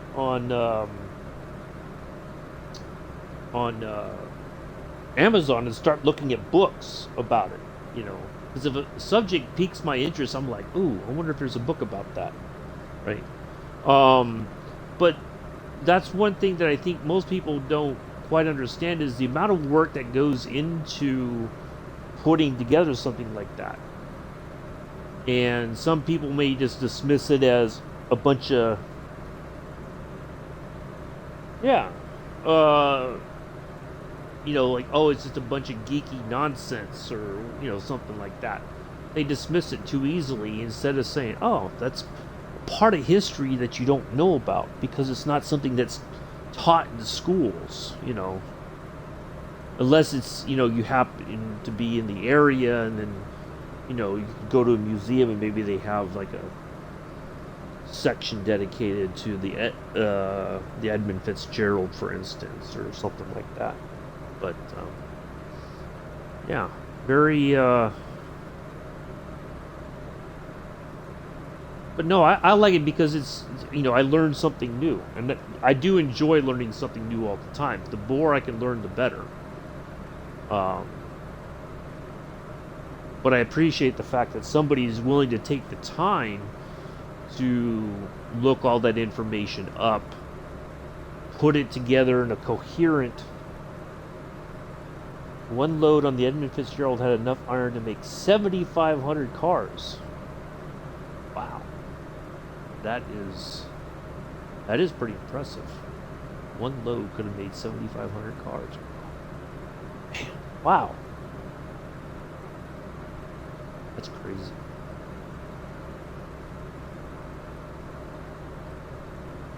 Yeah, stuff like that. I like hearing those little nuggets of information. 47 a year.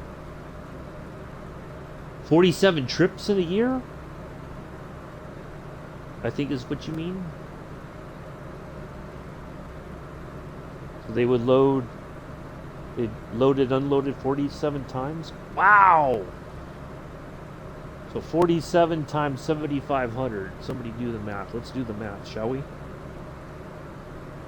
4,700 times... Wait. No. 7,500. Times 47. That's enough for 352,500 cars in a year. Wow! If they use it for that. Goodness. That's incredible. They would have enough iron to make 350 something thousand cars in a year. That's crazy. But now we know. Knowing's half the battle. G.I. Joe.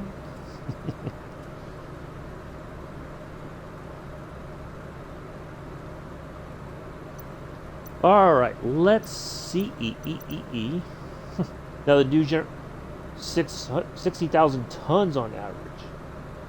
Wow. Here's the airport.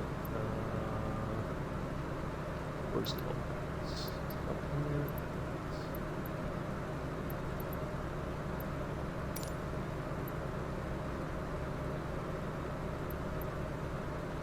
There must be a lot of smaller airports near here.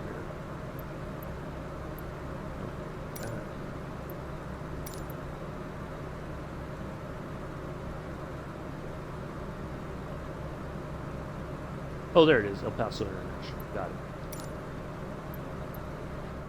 It was hiding.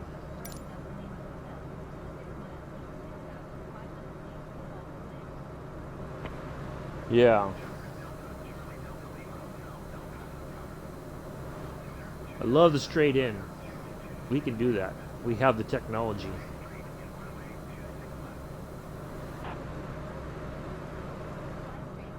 Alright, back with a coffee in hand. Nice. Let's see, our final approach heading is 265. Oh, almost kind of where we're at now. So if we go back this way, I think I see... Do I see lights there in the distance? Could that be our airport? Oh no. It's quite scary.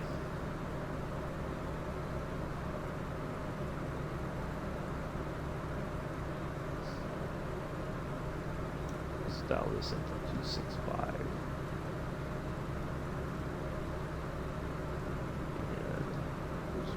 Even though we don't have a actual, we're not tuning into a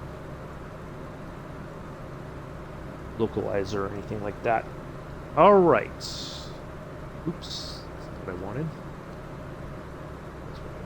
All right. Yeah, that must be our runway right there. That'd be my guess. If Addie's were a betting man, he'd say, yes, Rob, that is your runway. But Addie's isn't a betting man, is he?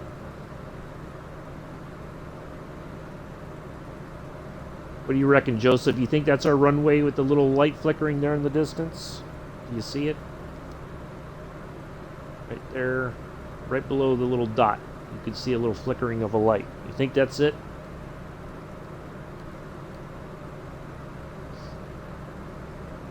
Anybody else want to hazard a guess?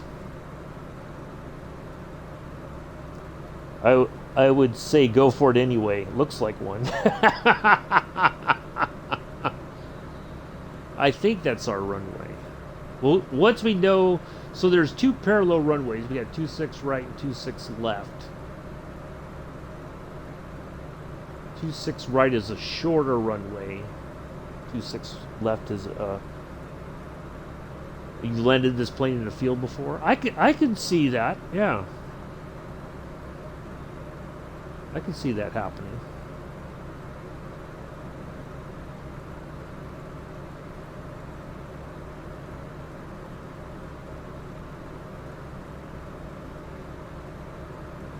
Yeah, I think it would be. Okay. Well, now Joseph is officially signed off on this being our runway, and I feel confident now. One of the Allies streams. Oh, that might have been before I knew anybody here in the flight sim community. I don't know why I almost said farm sim community. I don't know if there's much of a farm sim community. Like I'm sure there is, but I've never seen one. That game is oh, okay. Okay. I read that as allies. Of all monthly subscriptions we have, both my wife and I can agree Keurig coffee pods are hard to do without. I tried the Keurig coffee pods for a while, not a subscription, but I found that making instant coffee, it's like one of those things that I do in the morning. Part of my morning routine, I guess, is make a cup of instant coffee.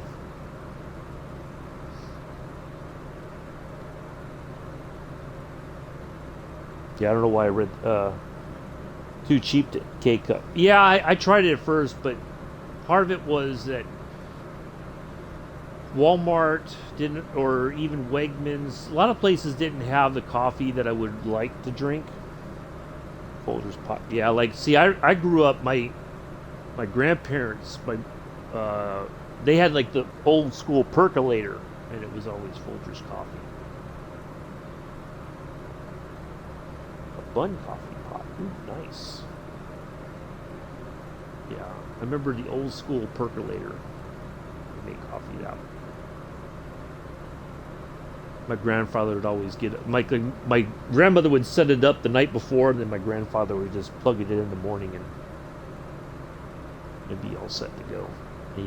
Because he'd get up before everybody else, smoke cigarettes, and read Louis L'Amour books.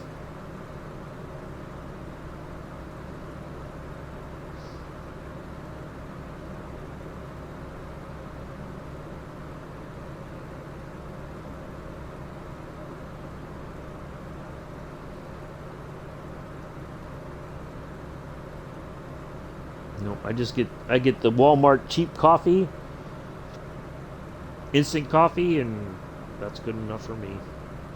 Because I can only do 1 cup a day. Oh, look at that! Look at that. There's our. Let's see our guidelines there. Oh, we got to get some speed down here.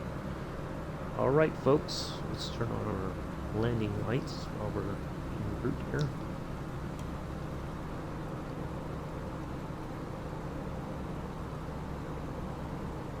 Look at that.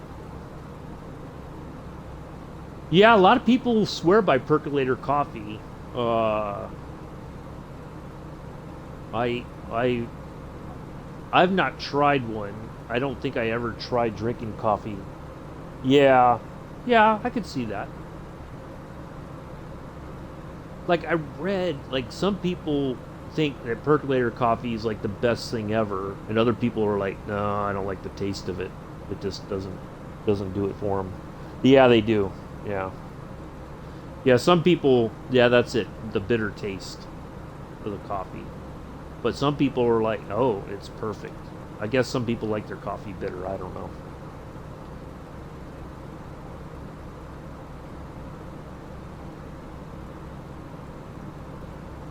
See, if Addies was a betting man, he would have won £1. I'm bitter enough. I can sympathize with that, Sergeant Staff. I can sympathize with that.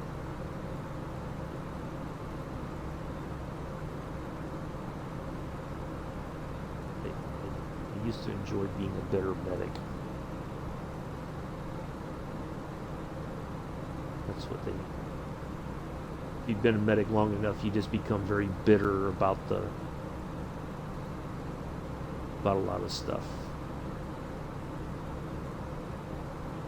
But anyway, all right, we're heading in here to El Paso. Let me focus on getting us on the ground semi-safely.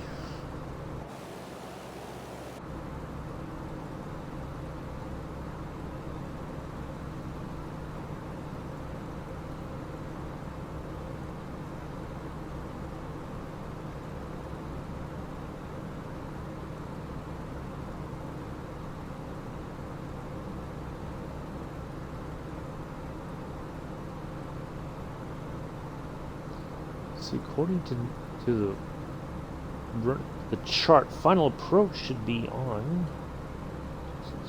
Yeah. Oh, maybe I'm a little bit off track here. Maybe I need to turn this way and then turn back in on 265. Oh, it's 265 right there. Why does it feel like I'm more to the this is closer to me than, like I'm not lined up in the center like I would expect to be. Maybe I need to get closer. I don't know, maybe it's an optical illusion. Maybe Joseph's hacked into the sim and he's playing around with the settings or something, who knows.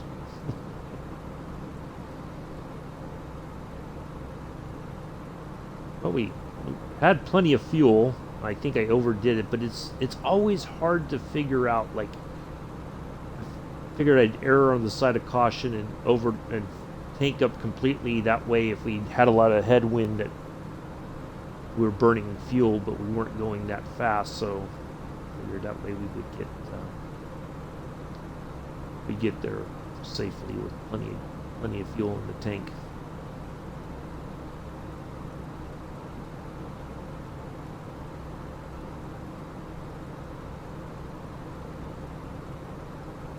All right.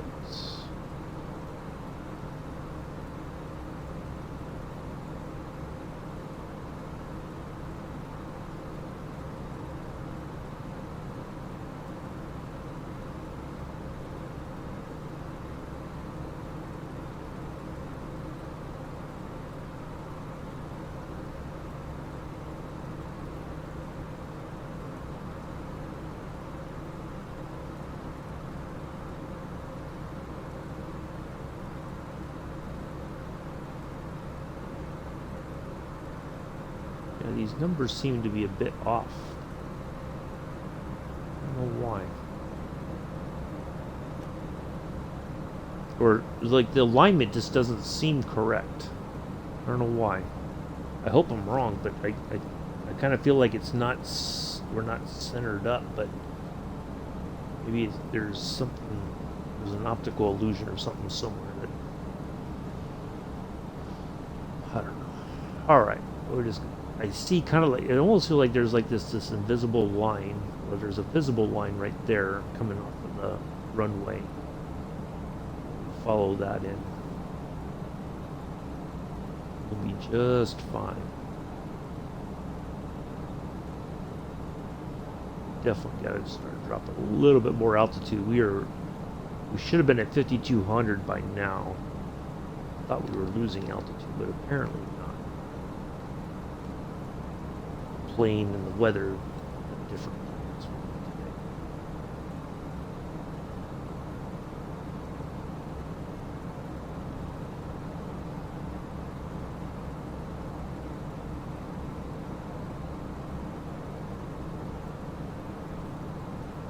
To the left and then turn back right.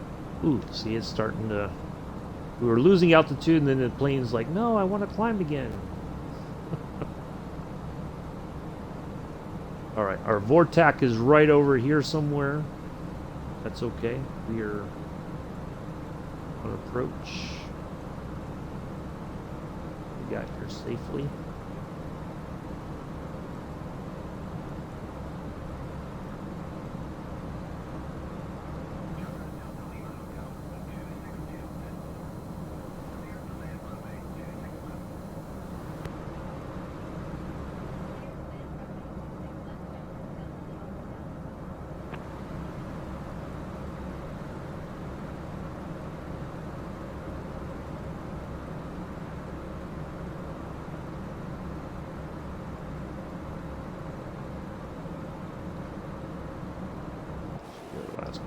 Yep, there it is. Alright, now we definitely got to get some more altitude drop. We're still struggling to get to 5,200.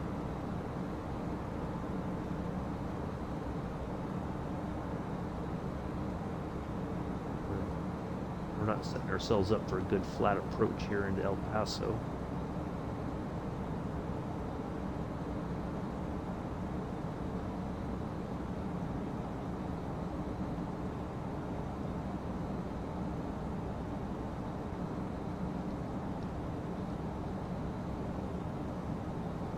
There we go.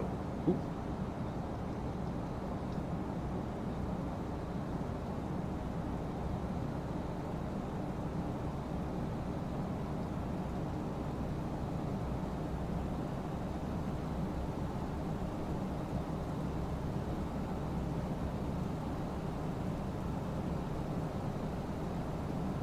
A little offline here.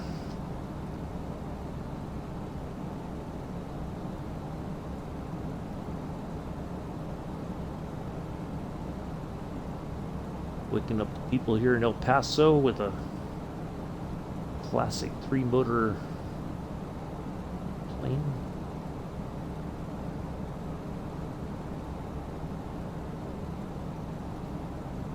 Oh, what am I talking about?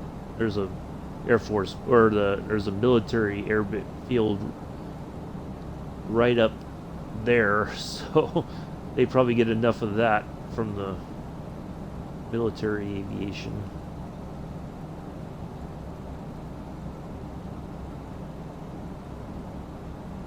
There's an aviation unit probably stationed there.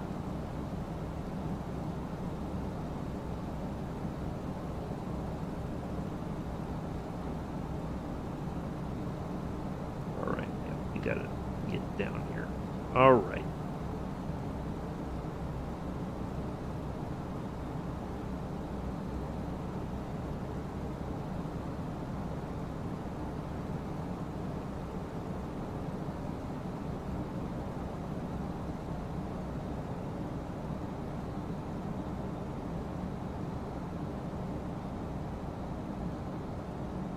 Here we go.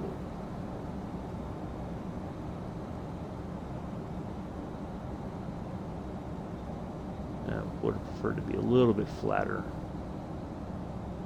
That's alright. We'll make it work.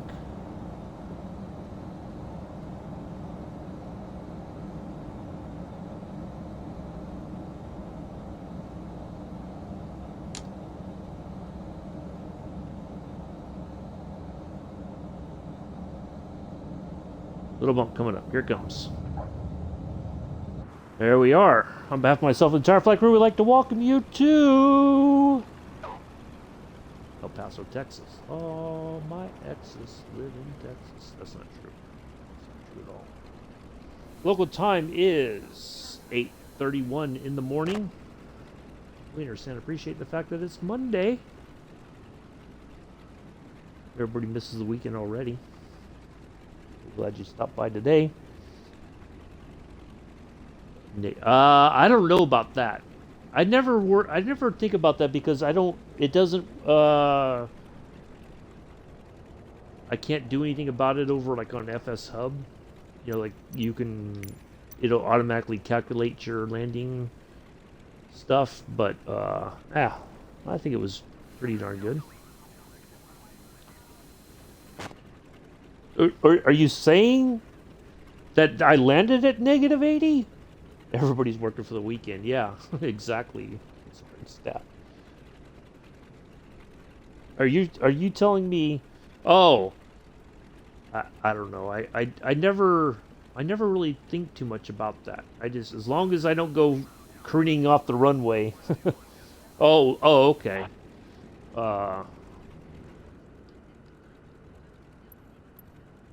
Parking, please. I was like, dang, is there something that I don't know about?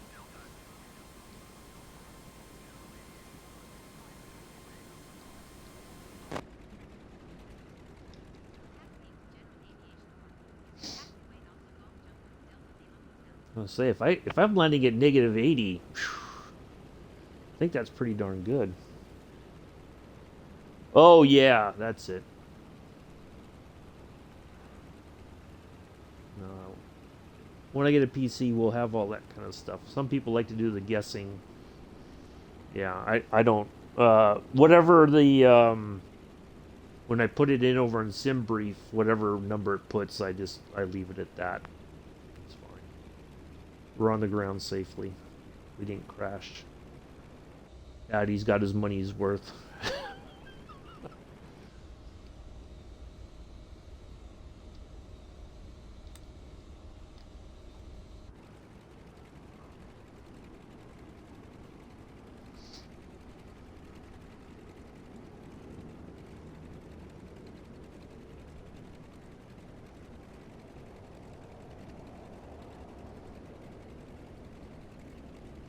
Yes, and landing without a black screen is a good landing. Yes, that is true.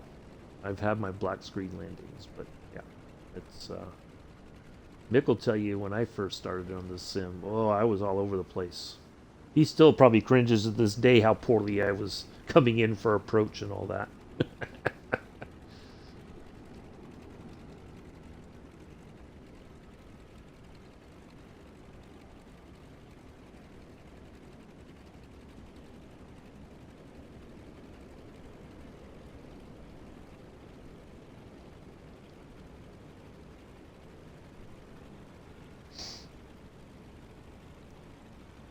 Give 99 as your on control. Thanks, Mick. Landing it. Well, one of the things, like when I got on the flight sim forums, the official forums, one thing that everybody suggested to me was go to an airport that you're familiar with, right? Just take off and land. Just do circuits, basically. And you'll improve over time. But that, like when I still got the brown bag as a souvenir. But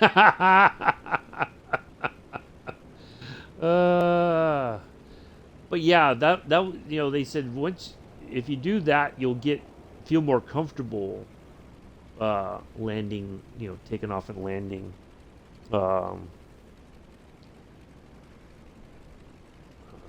missed something here. Let me scroll back up.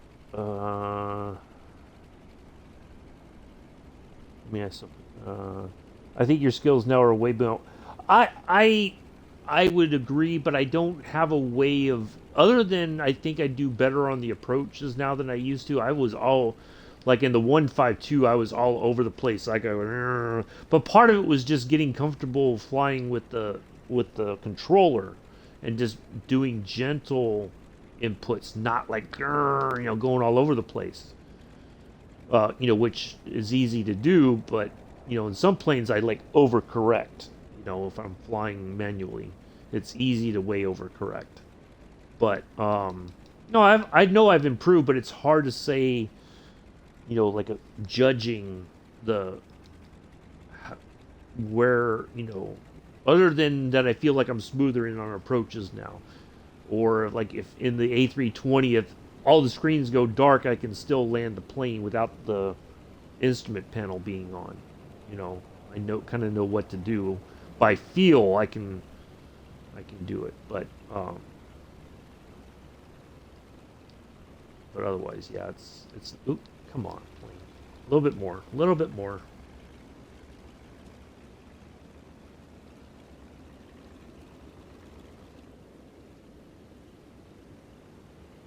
There we go. All right, let's turn off our seatbelt signs. Let's get our lights off.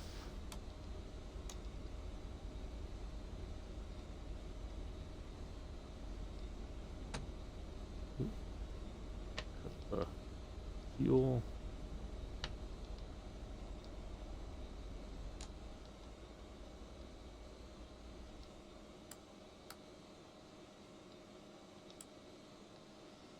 All right. Where's the batteries at? Battery 1 and battery 2. There we go. Yeah. I'm going to. Okay, Joseph. Don't do anything I wouldn't do, and if you do, don't name it after me. Yeah, like I see like I've seen some of the airline pilots who know like coming into San Francisco on an ILS, they hand fly it in. They don't just use the automatic approach stuff. They're they know they know by sensation where the plane's supposed to be and all that kind of stuff. They can um and all that. But let me put in my hours here. Let's see, we took off at 12:19 and got to there at 14:25. So 2 hours and 6 minutes of flying. Not too shabby. I like it. Uh, we were supposed. I think it was supposed to take 2:20, almost 2.5 hours to do this, but we did pretty darn good, I think, for our thing. And then I'll put on the. I'll load up the picture here in a minute. Oops, I always do that. I mean to hit the. There we go. Well, I think one of the first times I took the A320 on a bit of a long distance flight. We were coming into Nice. I forget where we took off from, but we were landing at Nice, and everything was going good. I was like, man, this is fantastic. You know, really enjoying it, and we're on final, and all of a sudden, bam! All the screens go dark, and I'm like, what just happened?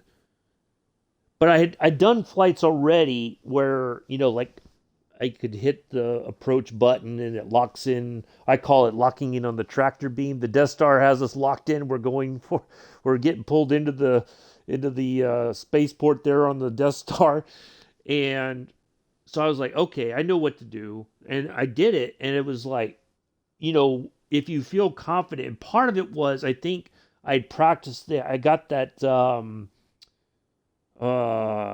The airline pilot, like the tutorial stuff, I did all that, and so that kind of helped me prepare a bit for it.